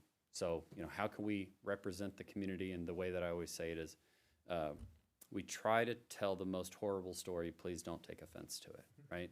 So we need to make you look as bad as possible in front of the funding committees to try to up your points value. there's nothing personal in it. It's just trying to present your guys' case so that we're like, hey, this is a net need community that really needs some funding to help them out. Yeah. Thank you. So we also need to help us with the stormwater is to get rid of 5 trash companies driving through our town, running over our drains so that we can solve that. I would say elicit the teenage community, give them a couple valve stem removers, and they'll figure that out real quick. Okay, any other questions? Thank you. Thank you all for Yeah, your time. thank you for Thank you coming. so much. Thank you for staying late. No, no problem at all. All right. Thank you. That's okay.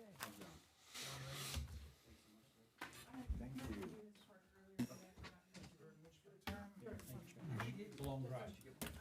Thank you so much. Very worth it.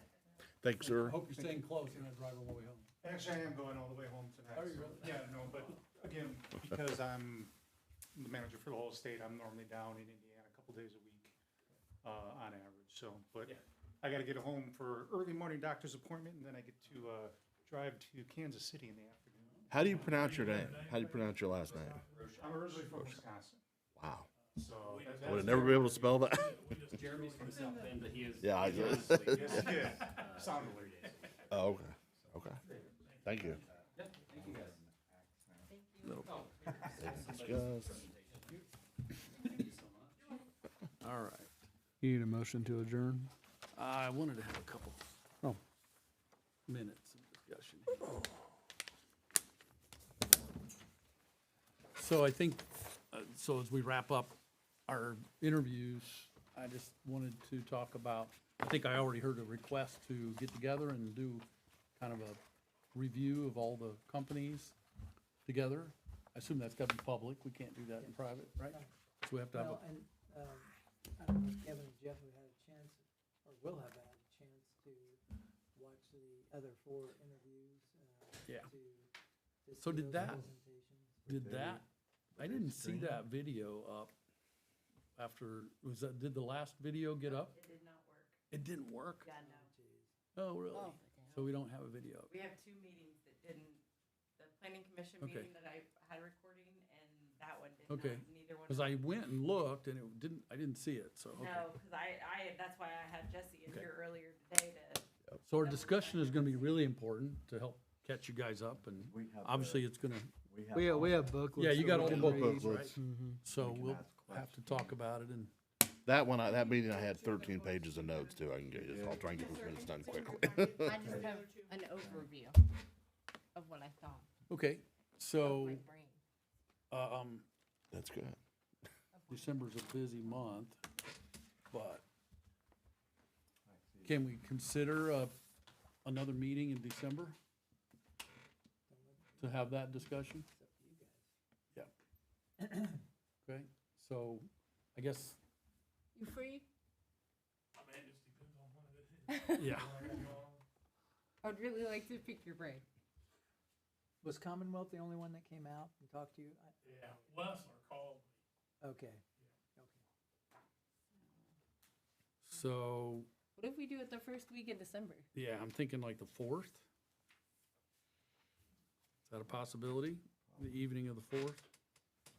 Thursday, A Thursday. a regular Thursday night, 6:30 to I did not Whatever. come. 8. You can't be here I for could- it? I mean, Okay, my, we're just gonna talk through I mean, what we think. I know, I've worked, as you probably heard, with, I think, all of these firms on different locations. in What time? towns, and, Mhm. you know, they all do good work. Some are, just like this guy said, they don't really do the streets. You know, you have to decide if you want to have 2 people, because CCMG is obviously important, Right, although, right. it's cut in half this year, so. Right, you can only do one. But, Yep. but, you know, all the others are fine firms. Commonwealth is huge. I mean, that doesn't mean anything necessarily, but, yeah, I mean, I think they can all do the job for you. It's just, to some degree, it's personality and your comfort level. Kind of who are we comfortable working with, right? Yeah. I was gonna say, like with Dan was pretty personal. You could call him up and, think that's important. Yeah. I mean, I enjoyed working with Dan, and I mean, I'm actually sorry, frankly, I'll just say this out loud, that all the rest of you didn't get to work with Dan when things were great, because it was great, it went very well. And, you know, over the last year, that's become difficult, so I'm sorry that's happened, and so we're gonna But to have that working do something different, relationship but. where you can call somebody and ask them simple questions Yep. or something is good. So December 4th, okay, Thursday, 6:30 PM. I'll go ahead and schedule. Are we good Is with that that? I good? Is didn't- everybody good with that? You guess, okay. Jeffrey? Okay, 2 meetings in December, okay. No? Yes? That's fine, it should be okay. Oh, and the utility real quick. So if we do that utility maybe the day before, like typically it's on Wednesdays, would you want to do utility? Oh, utility meeting? First week instead of December? Yeah, actually, maybe let's just do it before that meeting, like we would, that'd be good. On the Yeah, I 4th. wanted to go ahead and do that. And then we'll just skip the later in the month, because it'll be close to Christmas, we'll just do that earlier in the month for December. Yeah, Okay. you'll get that rescheduled, thank you. Okay, so I think we can use that meeting to decide next steps, so that's perfect. Yeah. Thank you. And it's probably a pretty good idea, what Roger said, to narrow it down to 2, especially because of Kevin and Jeff not being able to see all of them, but the rest of you did. Well, and I think then we need to consider, okay, what do we do to make a decision? What more information do we want, if anything? Do we want to, you know? Hopefully And the I kind of pricing ask you to sheet- help us with that if you can. I mean, I'll do some searches and kind of come up with some plans. but- Pricing sheet, maybe? Yeah, the that could be pricing a real obviously big will have some deal. impact, but I Yeah. think we've heard different things from different firms, like these guys saying, yeah, Mm-hmm. we have a price sheet, but, Well, you know, it's gonna be not all about that price sheet, right? Because you're gonna break the projects up, and break it it's gonna down. be based on Right. the need, You know, they're not gonna give you anybody as a reference if they had a problem with the project. of course, so right? You're not gonna hear. So we're gonna wanna talk to references though, still. Yep, But I think that's probably once you get down to your 2. correct. Yeah, I think let's spend that time with just a couple, right? All right. Thank you. Anything else, anyone? Need a motion? I usually just say adjourn, but if you wanna make a I'm motion, gonna go make right the ahead. motion to adjourn. All right. Do we have a second? I'll second it. All in favor, say aye. Aye. Aye. We're adjourned. Thank you. Do you Got need time. any more of these, or are you able to get? No, no thanks. I wasn't trying to do it. Got all of No, those? no, I'm just, Yeah. I was just joking. But there I didn't